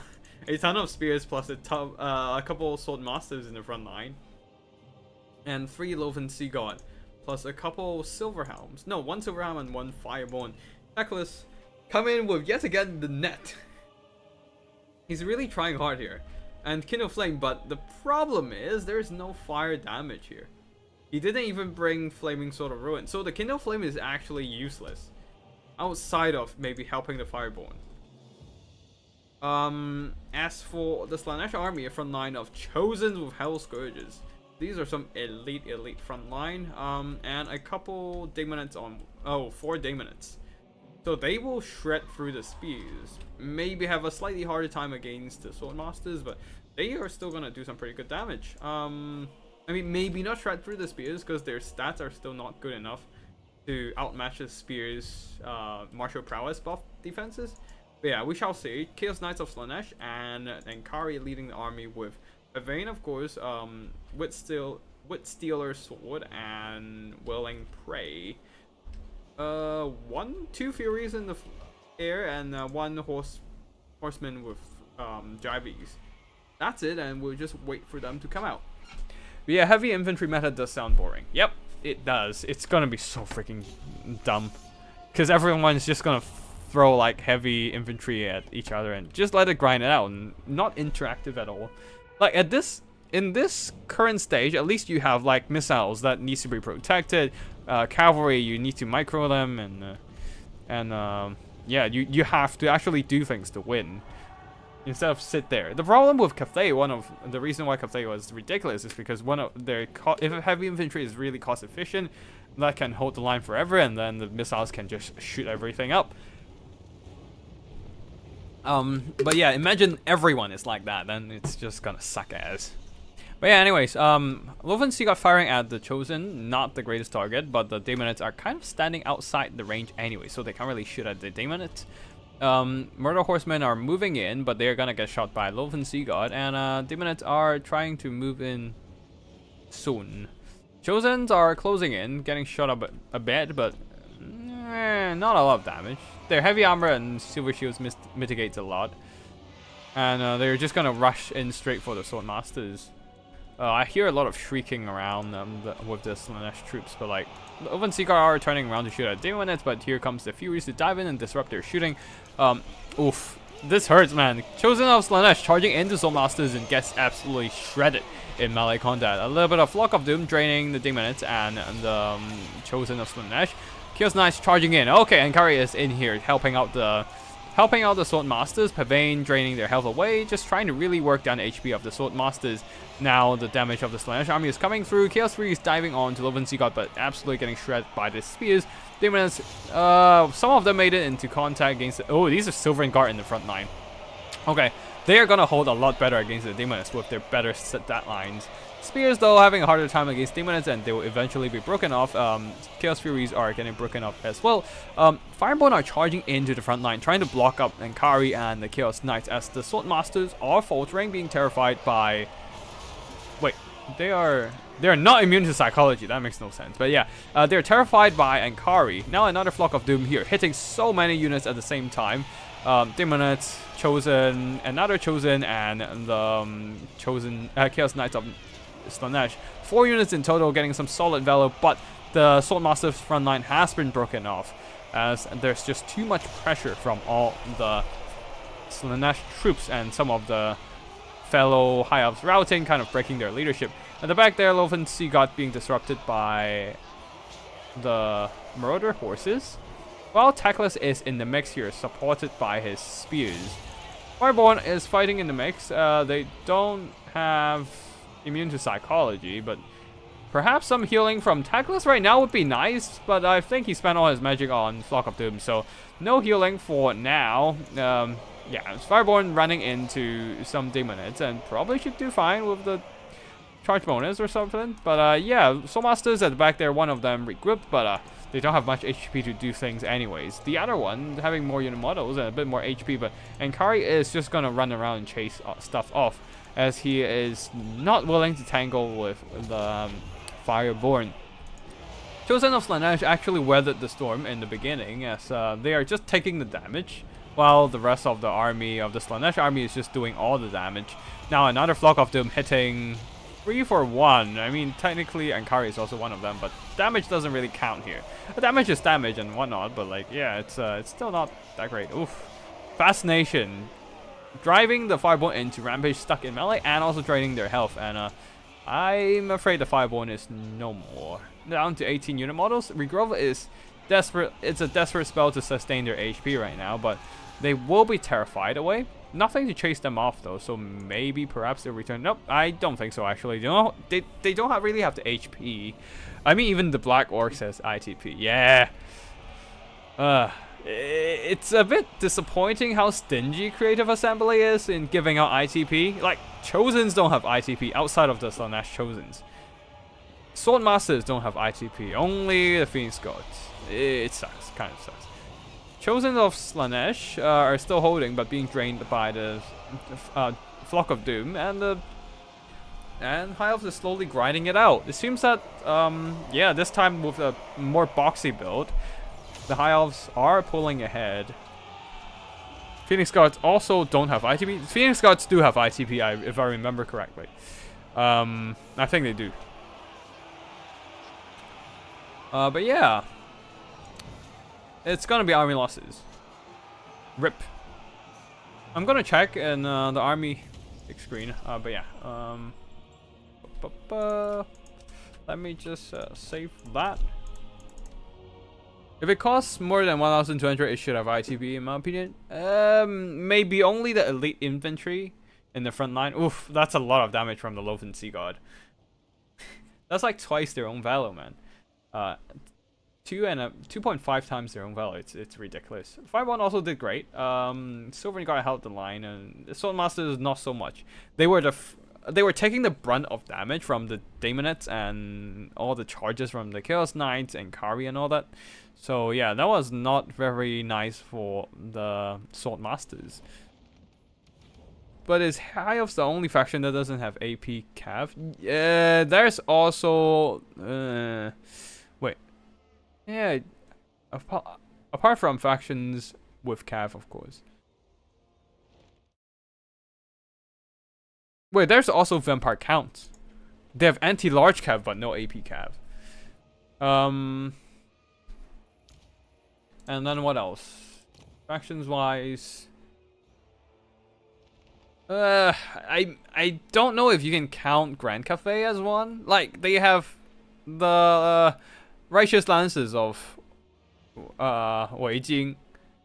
Oh right, yeah, VCF Hex Race. We just forget about them. But yeah, we have Righteous Lances of Wei Jing for like the Cathay, but they are a regiment of renown. The rest of the army is in AP.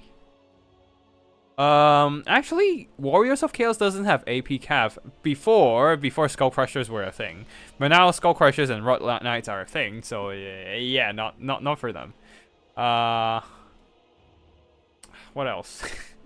Even Nurgle has AP Cav, for fuck's sake. I think Tinge has Sentinels of AP. We're the Zantagor, so also not Tinge. Yeah, everyone has AP Cav, just not freaking High Elves. Which is why they struggle to deal with heavy Cav sometimes. At least they have AP units, not necessarily cavalry units, but AP nonetheless. But yeah.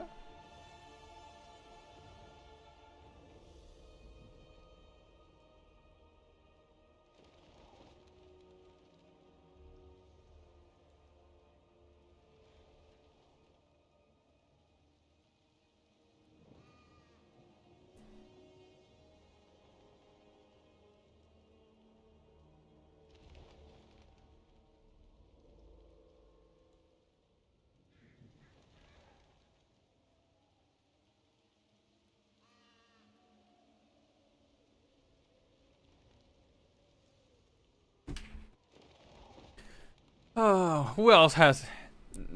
I mean, Bretonia used to not have any AP Cav other than Hippogriffs. Kislev has Bear Riders. Hello, Strix. Hello. Yeah. I thought about Kislev for a second, but then Bear Riders, because I was like, oh, argh. And I was like, okay, yeah, they have AP Cav. Yeah. But yeah, I don't. Yeah, everyone has AP caps, just not high elves at times. Like even wood elves have stagnites. Hey. But yeah, what else? Yeah, no, the Tomb Kings have snake cav. Yeah, yeah. It's also Lore of Hacks armor debuff. Oh, I didn't realize. I didn't remember Lore of Hacks as armor debuff. I don't actually. I don't think I've ever used Lore of Hacks in multiplayer. I just don't play Kislev a lot because I know they are like the meta faction, and I generally like stay away from meta factions. Haven't used Bretonians for a while, honestly.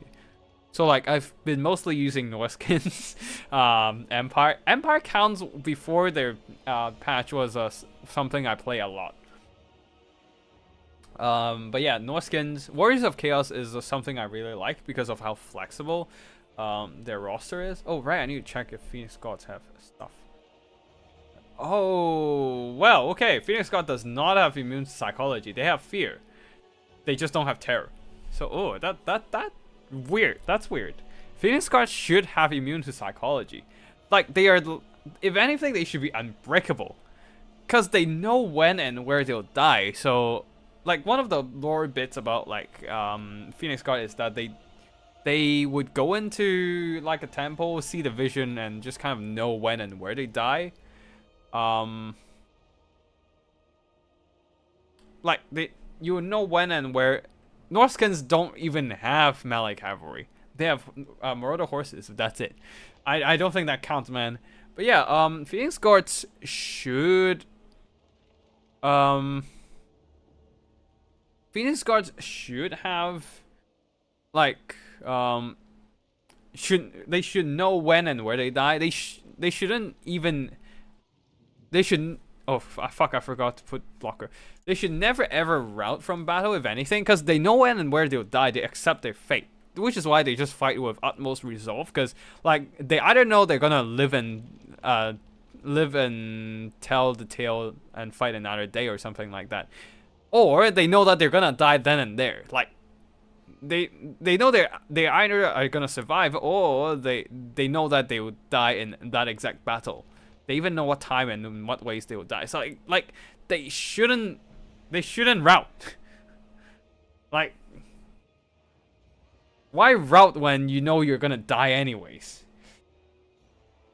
Like if you're like a resolved warrior, of course. Like if it's just a flimsy ass regular peasant, then they would just run and try to like fight their way to like avoid death.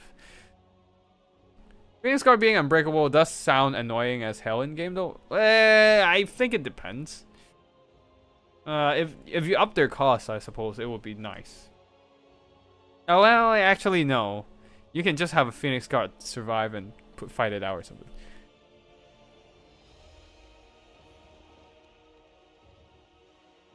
If you put your Shaman on the board, it has AP. That means it's not the calf that does the fighting, it's the boars. It's weird, because, like, regular spears don't have AP. Like, but then, like, spear riders, great riders with spears, despite Azrael's spear, has AP, like the Eternal Gods and, like, War Dances with Azrael's spears. They have AP, but when the person with the spear ride on a horse, they suddenly lose their AP. It's weird as hell, but like, nah, I think there are AP regular calf is mostly just Phoenix Guards. Also, boars have AP with great evils. Don't what the fuck's the You forgot there's also manticles. Manticles don't have AP. It's weird. Well.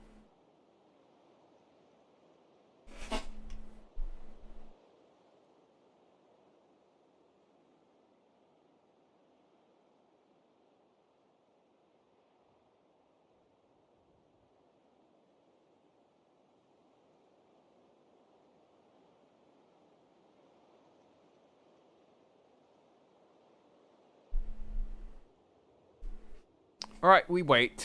Oh, and I need to turn off the screen blocker. Eagles just suck. Maybe they have their claws trimmed. It's weird because like the bigger eagles don't have AP, but the smaller Hulk riders have AP. It makes no sense. It makes no sense.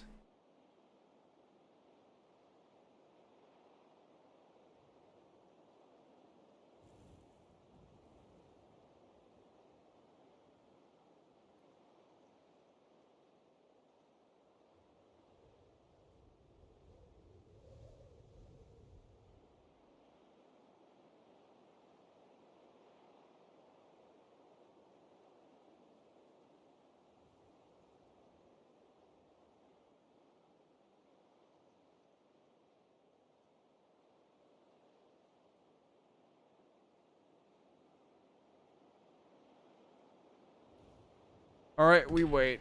Man, this game is complex. Indeed it is, which is why I just keep coming back to it. And everyone else here, I suppose. The same thing happens with cold ones in all versions. It is the mount that gives AP. It is pretty much. Like, spears, Sora spears doesn't have AP, but when they got on top of a cold one, they suddenly have AP. Same goes for demogryphs. Regular knights with their lances don't have AP, but once they got on the demogryph, suddenly they have AP.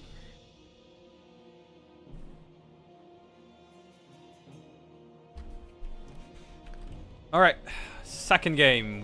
We're seeing Phoenix Guard this time. Yeah, right of Rohan, tackless once again, still on foot. A bunch of archers. Archers seems to be the proven way to play this matchup. Ellery Reavers, a staunch line of spear and fireborn. Tackless still don't have fiery convocation, but this time Papa Palpatine going for a different approach. A vast line of marauders. Some of them with spears, some of them with Hell Scourges and Heart Seekers. Very elite cavalry, 2 of them only, and then a couple, 3 Furies and Ankari leading the army. Interesting combo here. Going very, very wide. Oh, there's also the Princes of Perfection. They say they're princes, but they still look. They look like a. They look like a version of marauders who have money to splurge on their gear, I suppose.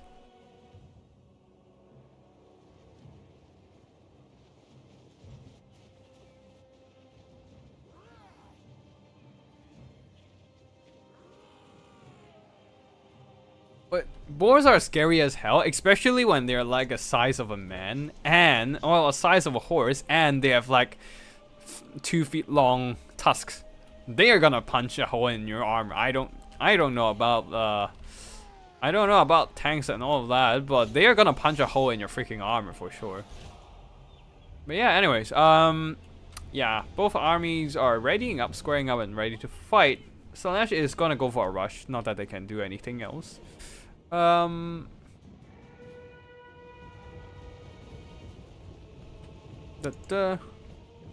Wait. I don't think Eagle Mount deprived the noble of the AP. I think they still have the halberd on the noble, so they still have AP. Anyways, let's focus on the battle. The High Elves are forming up a box here. Oh, Illyrian Reaver supporting Fireborn, but they're just gonna squaring up.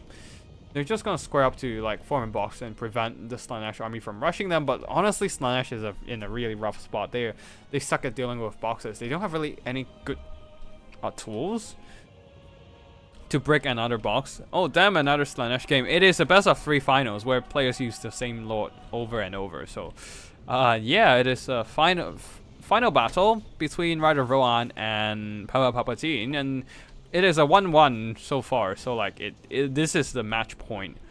And the Sky's Furies are getting in position, ready to dive down. But we are just gonna wait for the Slaanesh army to cautiously approach, because the box is still very well formed right now, and there are no weaknesses for Slaanesh to exploit. Now the Furies are diving onto the Loven Sea Guard, starting to do some damage, especially with a rear charge. And the Fireborn and Illyrian Reavers are not exactly activated to intercept these mobility. A nice pavane of Slaanesh luring the Loven Sea Guard into the front line, while Ankari charging in. The Marauders are slamming into the spears, not really breaking through, and Eternal Entourage might be making a mistake here, trying to force path through the spears. This is not helping them at all. While the Fireborn already dispatched one of the Furies, and Ankari is wrecking shit in wrecking all these Illyrian Reavers, and but yeah, the Internal Entourage really taking a lot of damage but not accomplishing anything so far. Oh, there's a Hell Flayer in the mix. I did not even notice that. But yeah, Heartseekers might want to just jump onto these Fireborn and fight alongside Ankari and whatnot. And Ankari is trying to replicate the success in sniping out Tackless in the first game. Here comes the Heartseekers though, trying to intercept the Fireborn. Oh, the Furies, another one is routing. What the hell is all that damage onto the Fireborn? What just happened? Was that Ankari or was that the Hell Flayers? Because the Fireborn just took a huge chunk of damage. Now the Internal Entourage are charging in, but the Spears are in and their support, and the And the Doom, Flock of Doom is draining the health of all these Slanesh units. Might actually, oh, there's so much damage onto the Eternal Entourage. Not so Eternal, does it? Once you get hit by spells and whatnot. Tequila still in a really tight spot. Narcissism pinning him down and also preventing him from casting any spells. Fireborn is not in a place to support as they're drawn out by the Eternal Entourage and now finished off. Probably will just get pushed off the map or just picked apart at this point. And Kari though, unfortunately lost the attack order on Teclis for a bit and allowed Teclis to move away, but here comes another charge from Ankari, just trying to hack him down now. The front line of the fight is going in the High Elf's favor mostly. Spears and Silvern Guard. Ooh, Silvern Guard, okay. Quite elite front line, that is. Yeah, they're just holding just fine against the Marauders, and Kari is still trying to finish off Teclis. And if he finishes off Teclis, he can get a bit of healing.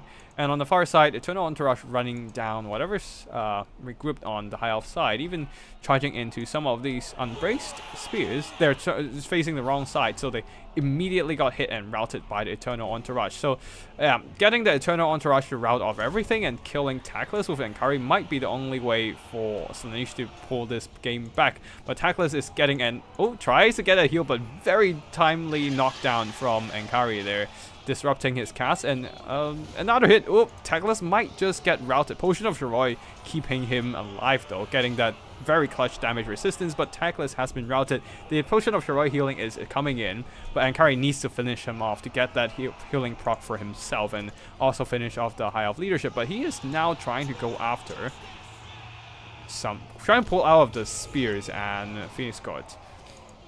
Hellflayer might want to go and kill Teclis. Oh, no. It's just the Eternal Entourage. Well, it works, I suppose. Missing out the healing on Ankari, but might as well just use Ankari to tear out stuff, I suppose. The Eternal Entourage will keep Teclis on and maybe even finish him once and for all. Hellflayers, though, unfortunately got finished off, crumbling to dust, fading into nothingness after being finished off by the spears. They do have a bit of a construct. The Hellflayer is still there, just the creatures are gone. And Ankari is just running around the battlefield, trying to use his charge animation to the best, to maximum effect. On the far side, Eternal Entourage was actually not able to finish Teclis yet and got charged by the Elarian Reavers. Oh, this is a bit tricky for them because they're gonna take some very nasty damage. Yeah, they're taking some bit of damage from the charge, but they're immediately clapping back the Elarian Reavers and continue to hunt down Teclis now. Another charge from Ankari just running through the spears. Every time he charges in, the charge animation just kills a bunch of HP from all these spears, and it's all about the cycle charging now. Is it another Pavane of Slaanesh to work down? Yeah, it's another Pavane of Slaanesh to really kill off the Phoenix Guard. Teclis is still alive, only lost like a single-digit HP ever since we last saw him. Unfortunately, the attack animation on the Heartseekers are not really working here, and they need to send Ankari to kill him off, really. Oh, another hit, but only got 7 HP off from him? Damn. Ankari is still running around, so routing off units here and there, but unfortunately the High Elf box is grinding through whatever's left on the Slaanesh side. Now the Heartseekers, the Eternal Entourage decided to chase something else and give Teclis up, but oh no, Teclis is allowed to return. Maybe he'll get a regrowth on himself at this point. He should have enough. The regrowth is definitely off cooldown now, and Kari needs to go there and kill him. But it seems that they're quite distracted by the spears. Now Ankari is going after Teclis. Oh no, he got a regrowth off. That was unfortunate. I think the higher foot characters may as well be immortal. Yeah, it does feel like it. And that's all that's left on the Slaanesh side is just Ankari and the Eternal Entourage. Oh, yeah, Teclis got knocked over again and actually missed a hit. Ankari missed a hit. Oh, very unfortunate. And another swing, another miss again. Oh no, this is very sad for Ankari. At least he got another hit against Teclis, getting some good damage. Like, letting Teclis come back and not killing him with Ankari was definitely a big hurt. Oh, and another Flock of Doom. This hurts a lot, man. Oh, Now Willing Prey lowering his melee stats. I don't think the melee stats on Tequila is a problem here. It's the knockdown. And Kari just keeps missing. Oh, I thought they fixed the knockdown thing. Apparently not. And he missed again. The hits are going into the spears around him. And yeah, this might just... yeah, letting Tackless live might have cost Papa Palpatine the game. Tackless is just not taking damage. Oh, I thought they fixed the knockdown. No, they didn't. They did it. It's Potion of Shiroi now. Yeah, Potion of Shiroi, giving Tackless even more heals. It has the same healing rate as a regrowth, just saying. 0.8% per second. It's a very good healing. Plus, like, damage resistance and all that. Oh man, like, Ankari just really needs to just focus down Tackless. He has actually a lot of magic left, actually. Just keep using Pavane to, like, drain stuff to their death. Oh no! Tackless just overcast himself to death. Oh, that was a very tragic explosion. Some of the Marauders returned. Now Ankari got the heal he need. Harvester of Souls, and getting some HP back to sustain the balance of power for High Elves. And the balance of power is going back in favor of Slaanesh thanks to the heal and route. I don't think Ankari could defeat all those spears even if Ankari died. Even if Tackless died, he doesn't need to defeat all the spears, he just needs to terror out them.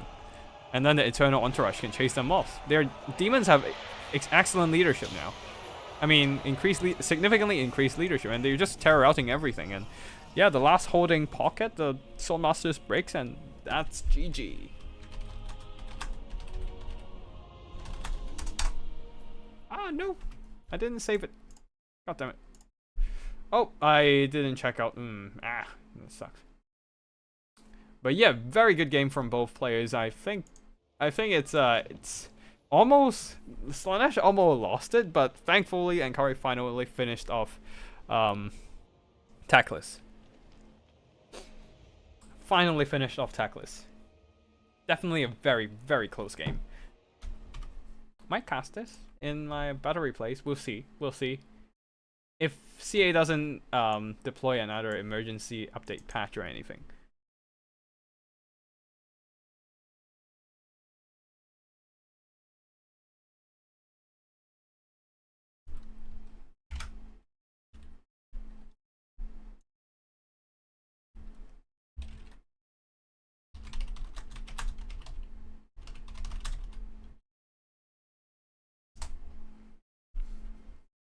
And that is GG from both players. And yeah, that's it for today's single Lord tournament battles. Live, that is. We still have a bunch of replays we can showcase. But yeah, GG to both players. Really good game from both sides. It was quite a bit of back and forth, and the last game was down to the wire. And it all came down to whether Ankari can snipe out Tackless. And Ankari did manage to achieve that, which allowed Palpatine to tear out everything off with Ankari, and in the end secure himself the win for the entire tournament. I'm just gonna quickly make an announcement on Discord, and yeah, and then we'll move on to the replay section. Give me a second.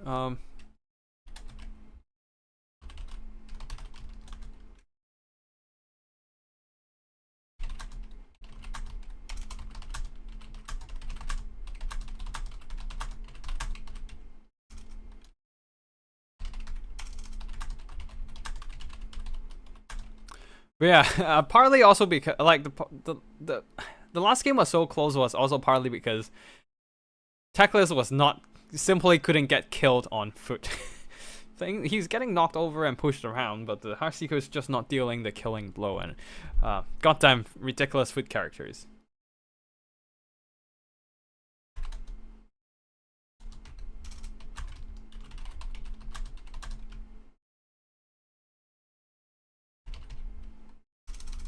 Let me just quickly make...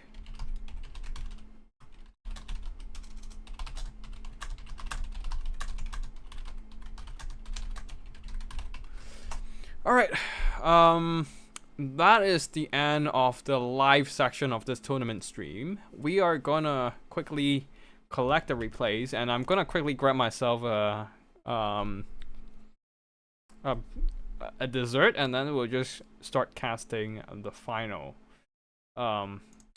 few battles here. Give me a second. Let me just find the damn replays, and then we can do it. Single Lord Tourney semifinals.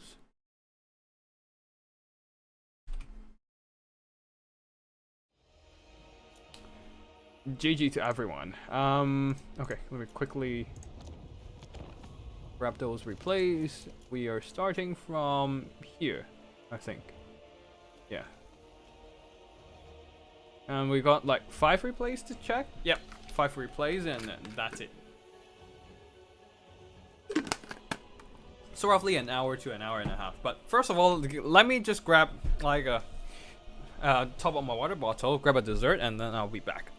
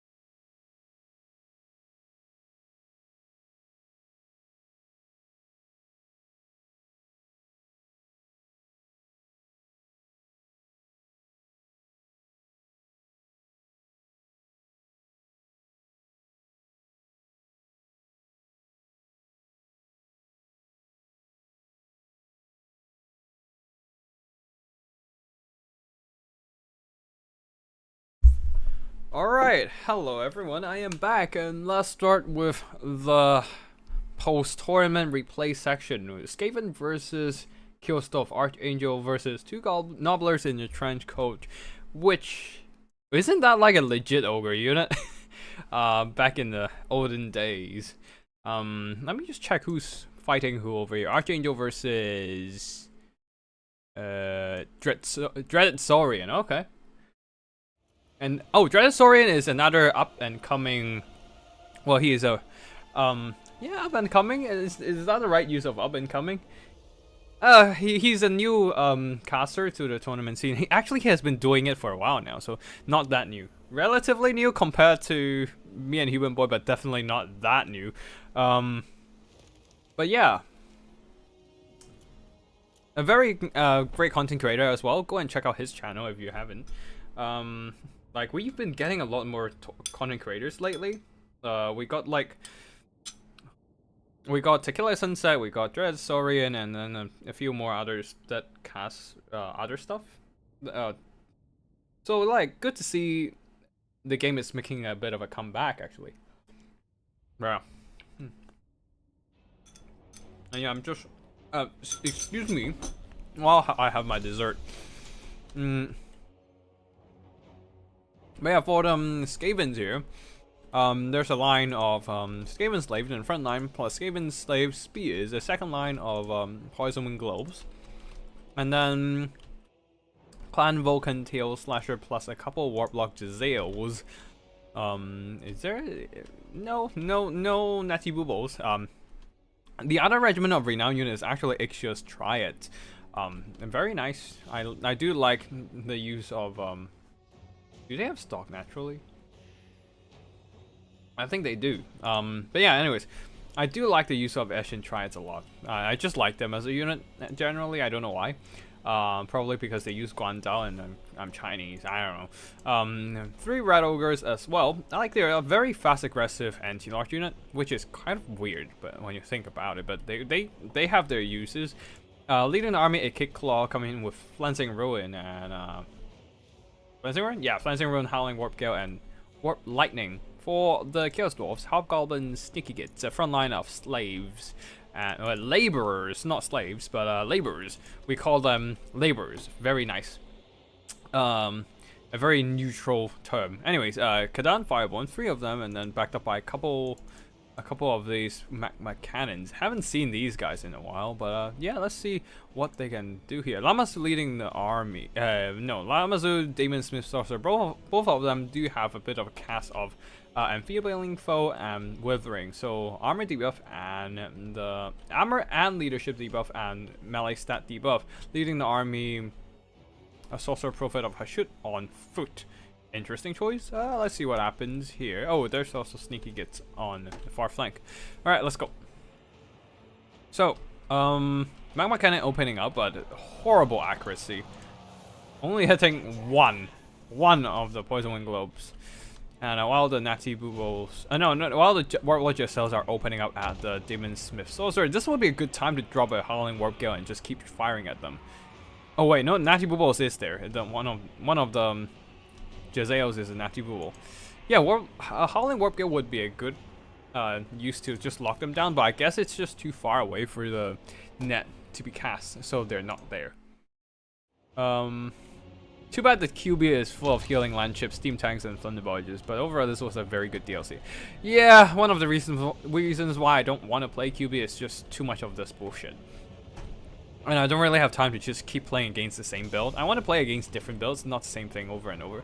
Yeah, now Kadai Firepoint is getting hit hard by all the Jezzails. And on the far side, Demon Smith Sorcerer got hit by a bit of a Flensing Ruin, getting his health drained alongside the Lamasu, while the Kadai are getting picked apart by the double Jezzails. Natty Rules are very deadly as well.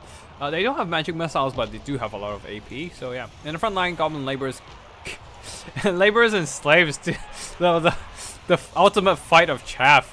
Both sides are getting nuked. Not that Poison Wind Globes are doing much against the Kadai Fireborn, but the laborers are getting wrecked for sure. But same goes for the Skaven Slave Spears. This is hilarious. What the hell? Oh, magma cannon firing at the Giselles, trying to break them apart, but yeah, they have shit accuracy these days, I feel like. And the Kadai Fireborn is absolutely getting shredded to bits by all those focus fire. There's still some Kadai Fireborn on far side, but here comes the Red Ogres rushing at them. Oh damn, the Ixchel Strider is in the mix, and their anti-large armor piercing will shred through the defenses of the Kadai Fireborn. Especially Ixchel's, like, Trias have pretty good melee attacks. That's 38, 44, not bad at all, and yeah.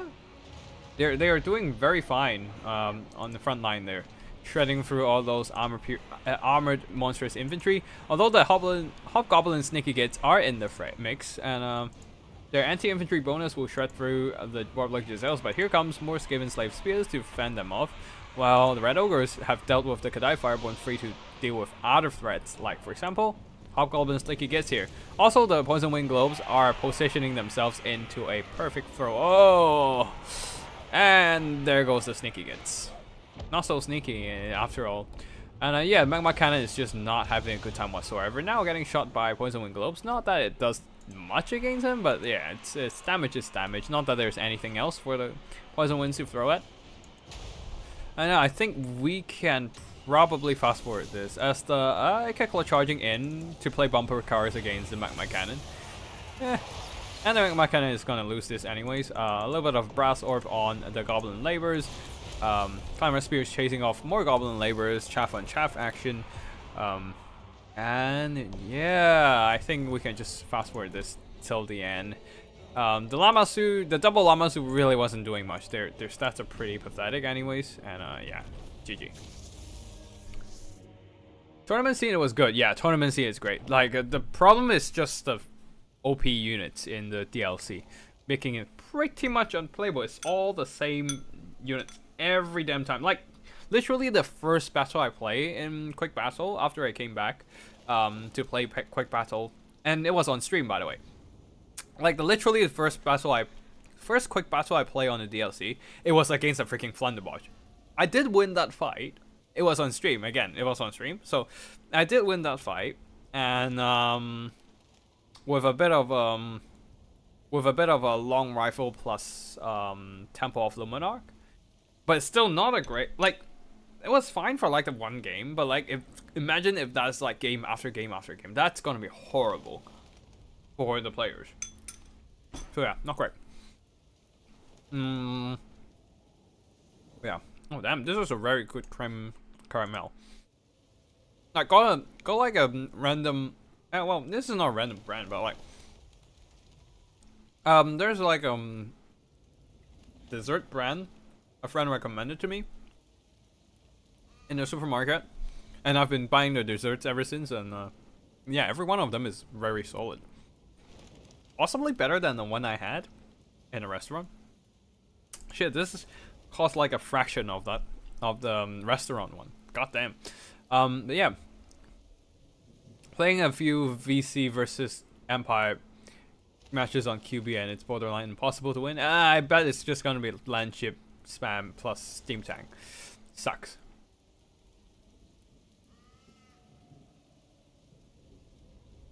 To be honest, like, at least there are ways to deal with. Yeah, at least there are ways to deal with these big single entities than like fucking rail units.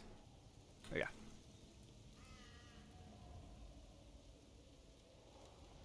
Scale weapons teams are the most satisfying units in the game. Yep, indeed they are. Like, the damage potential they have is insane. Just that it's a bit like, also they are not that hard to protect. If you like that is if your square like if your box is intact, that they are not that hard to protect. Like all of them have heavy armor, so they are relatively shielded from like arrow fire or like even just light mobility charging in.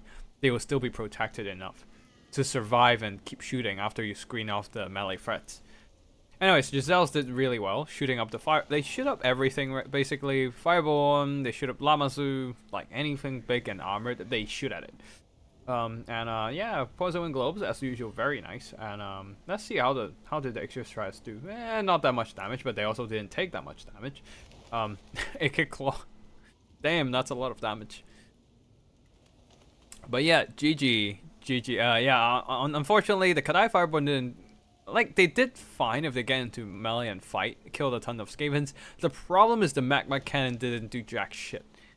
And the double Lamasu isn't that great either. So yeah, I don't know. Yeah, it's the double caster here doesn't really have a point. Like, I also don't like the use of double Lamasu. I guess Dreaded Saurian was trying to use the Terror single entity to just dive bomb weapons teams, but it's hard to just for a couple single entities to just fly in and dive down. You're just kind of suiciding your unit, so it's not exactly the best solution to the Skaven box, honestly.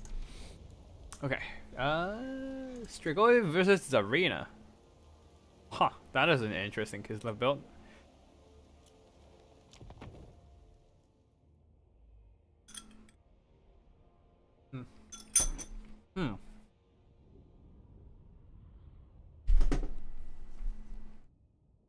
Okay, Mr. Toyful, 3 Blood Knight.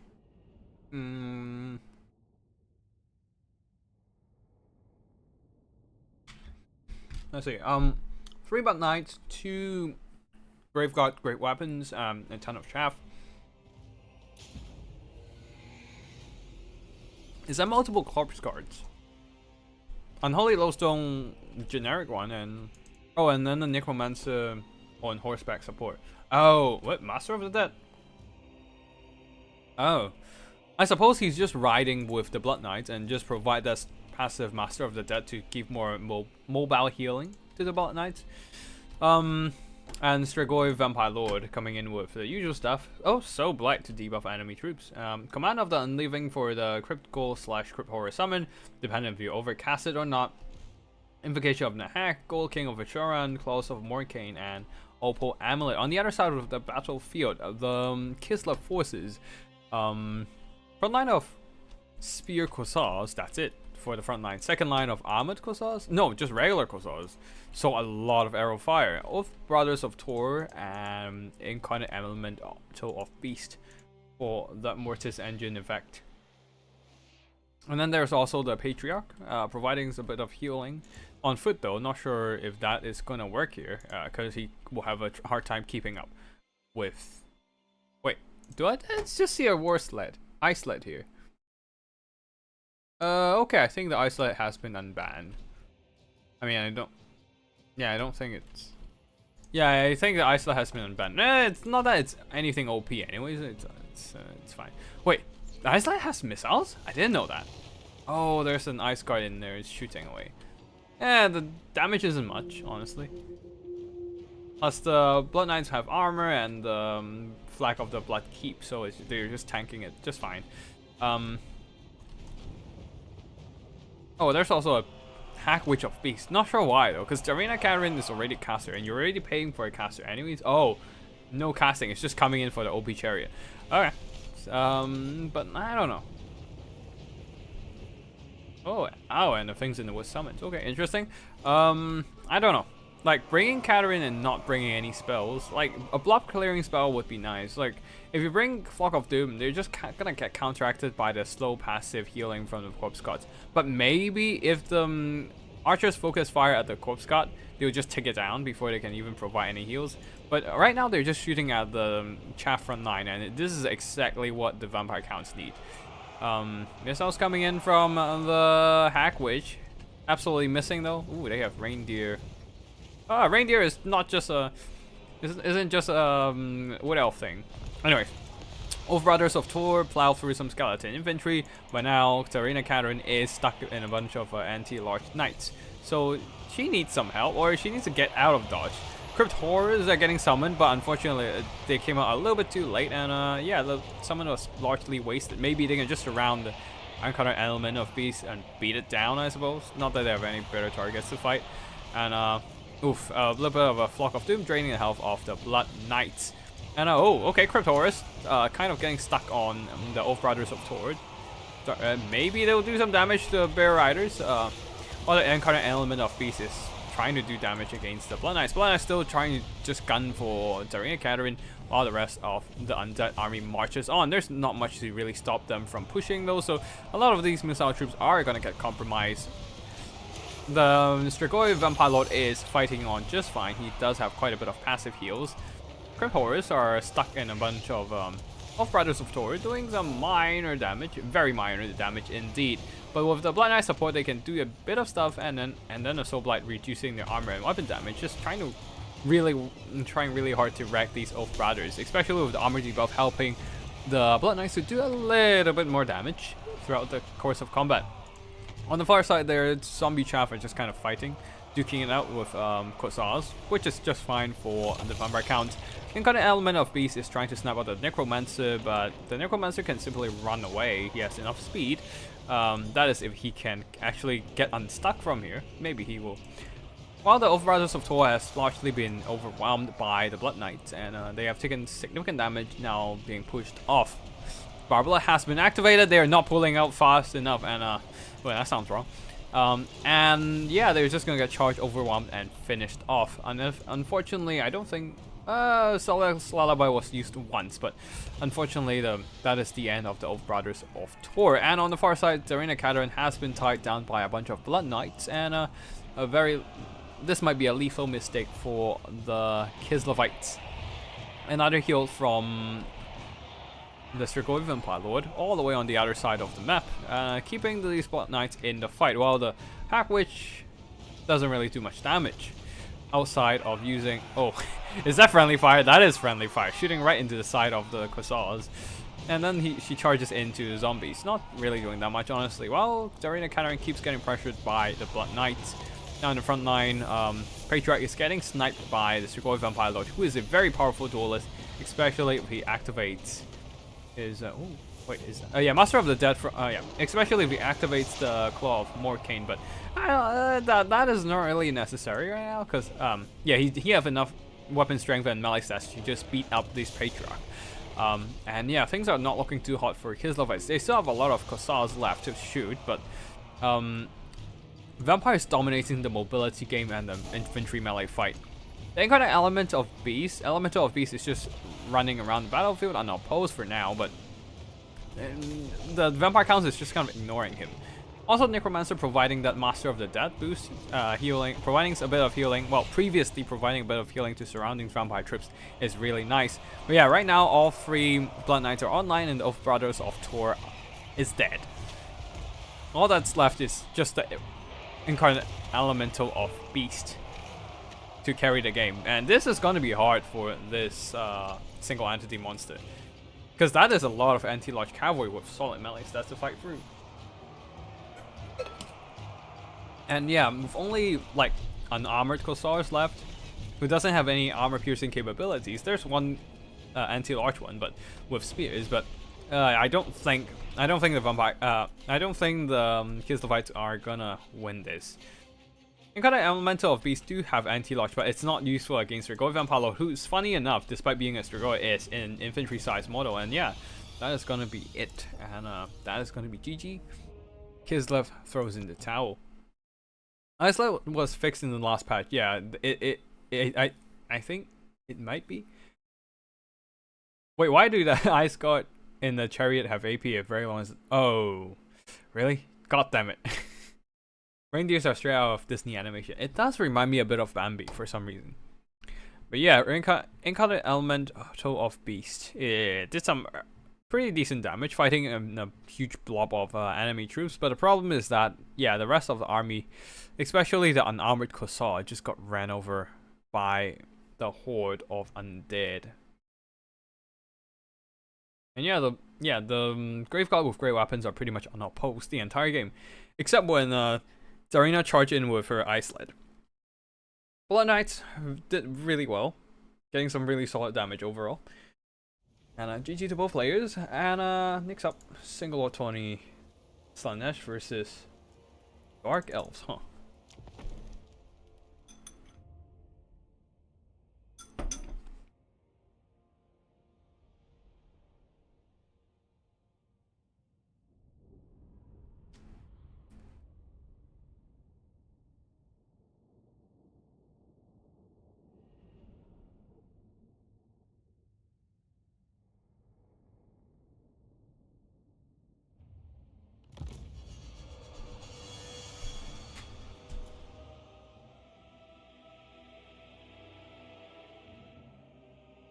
Alright.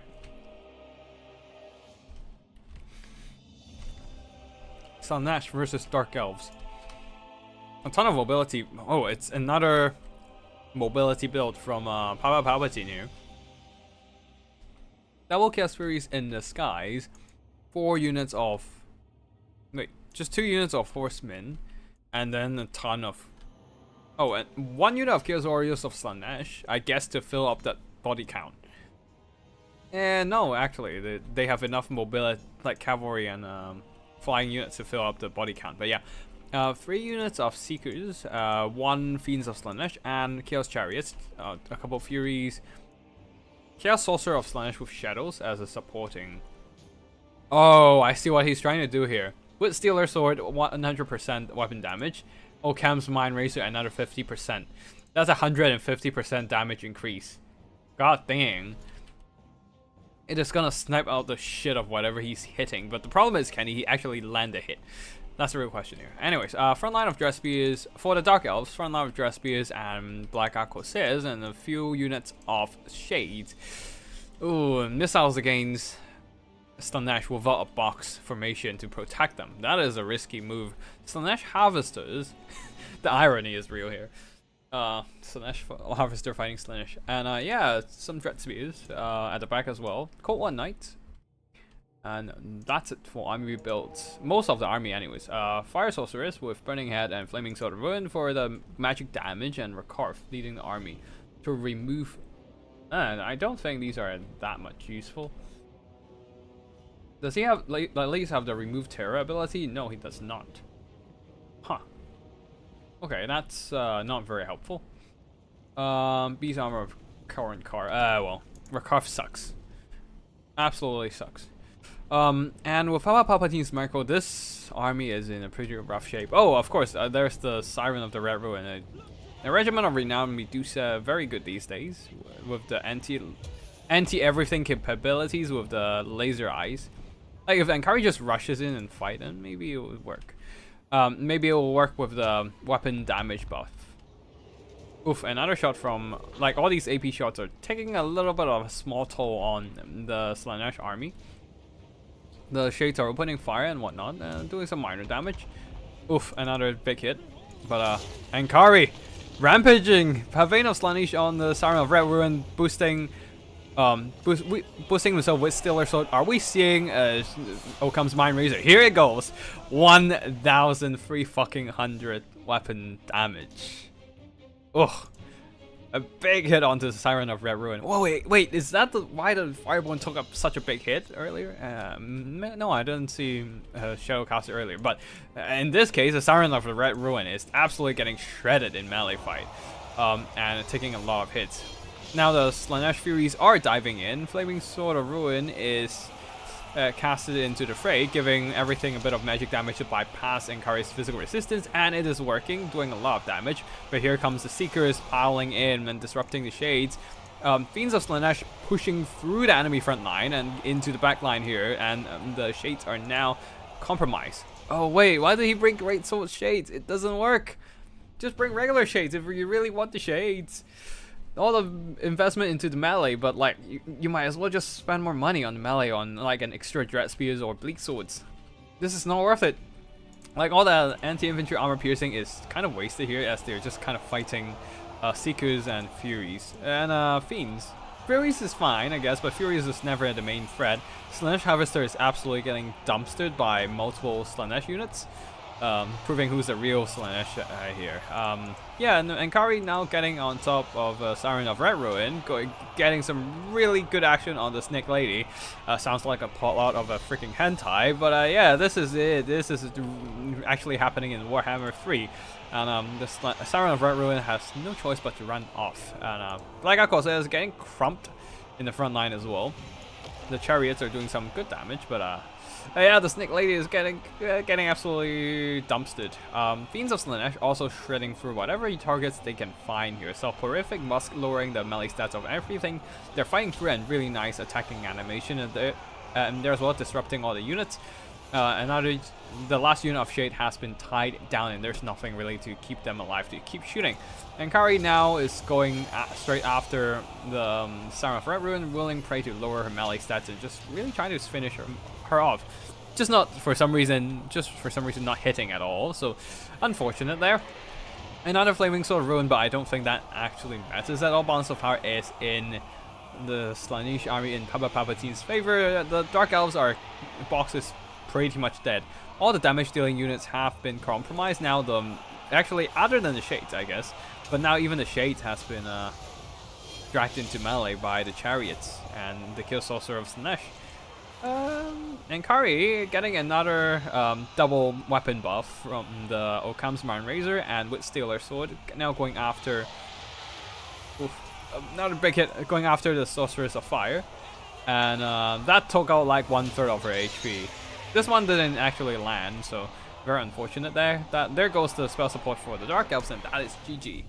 Very strong push from Papa Palpatine. Might worth a cast, just because of the ridiculous weapon buff. I love it. I love the weapon buff synergy. And yeah, GG. Very good. Very nicely done. Very nicely done rush.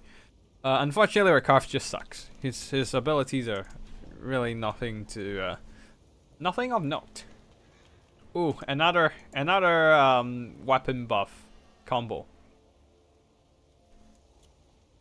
Oh wait, yeah. No. Okay, let me see. Oh yeah, this is probably why the Dragon Princess got hit so hard by Ankari or something, because he got the double weapon damage buff again in the first fight. But yeah, single Lord tournament versus Skaven. This time Papa Palpatine as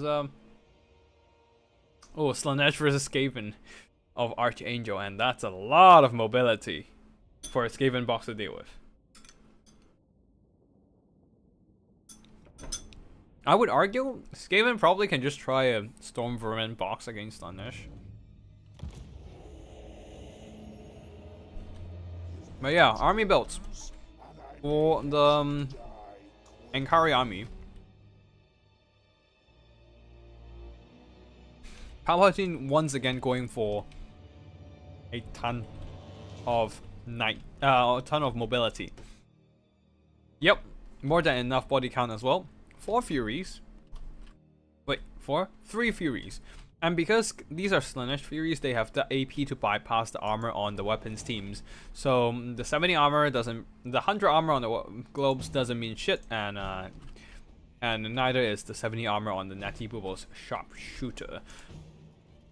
And then on the far side, Hellstriders deployed in the corners of the battlefield with Hell Scourges. All of them actually have Hell Scourges, 4 of them scattered across the battlefield. And then there's also one Slaanesh warrior with Hell Scourges. Akil Sorcerer of Slaanesh and Ankari, of course, leading the army. Once again, it's the Occam's Marn Razor plus with Stealer Sword combo. And if Ankari get a hold on Ikit Claw, he will shred through Ikit Claw. And Ikit Claw being on a Doom Wheel, he doesn't have the knockover protection of a regular Footlord, so this is gonna be rough. Anyways, for the is that a Storm Demon shot? Straight after the Kill Sorcerer of Slaanesh. Now for the Skaven, the front line of Night Runners, second line of Skaven Slaves, third line of Poison Wing Globes flanked by some Clamored Spears, and the Column Vulcan Tail Slashers at the back here with a Council God guarding the Natty Boobles, Sharpshooter, a couple Red Ogres, and yeah, that's it for both sides' army. And the Storm Demon did a lot of damage to the Kill Sorcerer of Slaanesh. Poor Wood Elves are really the worst faction right now, not even close. Agreed. Again, one of the problems is that they are really fragile and rely a lot on physical resistance, but everyone and their mother has magic attacks today, so their physical resistance really don't matter. Yeah, sad times. They are like the demon factions without the unroutable trait. Anyways, Hellscourge just driving themselves into the Night Runners, doing some really good work. As the Night Runners, they are decent melee combatants, but still nothing against the dedicated melee cav, and yeah, they're just absolutely wrecked on the first instance. Red Ogres and Calamity Spears are rushing in to support, but Ankari is here, and that's gonna end badly for the Skavens. Now all the Slaanesh mobility have been activated, diving into Poison Wing Globes, charging into the Night Runners. Oh, Night Runners taking some friendly fire from the Poison Wing Globes, but taking down half a unit of Health Striders with them in melee, yeah, that's fine. That's a good trade for the Skavens, but the problem is there's so many Health Striders coming in. There's simply not enough Skaven forces to cover all angles, not enough mobility, and the Chaff front line literally don't mean shit against Skaven mobility, against the Slaanesh mobility, which doesn't have any front line.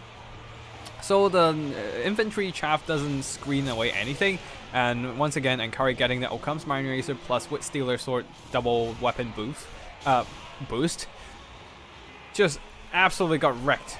It just got absolutely wrecked and down to half health already. While all the poison winds are compromised by all the Chaos Furies, and it could it down to half health, less than half health now. Another hit from Ankari doesn't even need the weapon damage boost right now, and really the only thing that's kind of holding together are the Council Guard. I mean, they're holding, but the Hell's Riders are keeping them honest, and they can't really do shit right now. Okay, cool. It just got hit, but somehow it just got pushed and doesn't really take any damage. Even if Narcissism is pinning it down. It's just getting knocked over and not taking damage. What the fuck? Okay, finally it hit in, and Ikikola took a hit. Now the Chaos Knights have ran over some Skaven Chaff, now going after the Kalam Folk and Steel Slashers, who doesn't really have any hope against the heavy cavalry. Slaanesh Furies now disrupting the Night Runners, and I don't think yeah, at this point it is game over for... Oh no, it's game over for the Skavens, as the Red Ogres are kind of left here forgotten, and Ikit is getting chased all the way to the end of the map, or maybe Ankari will finish him off. One more hit and the Doom Wheel is gone.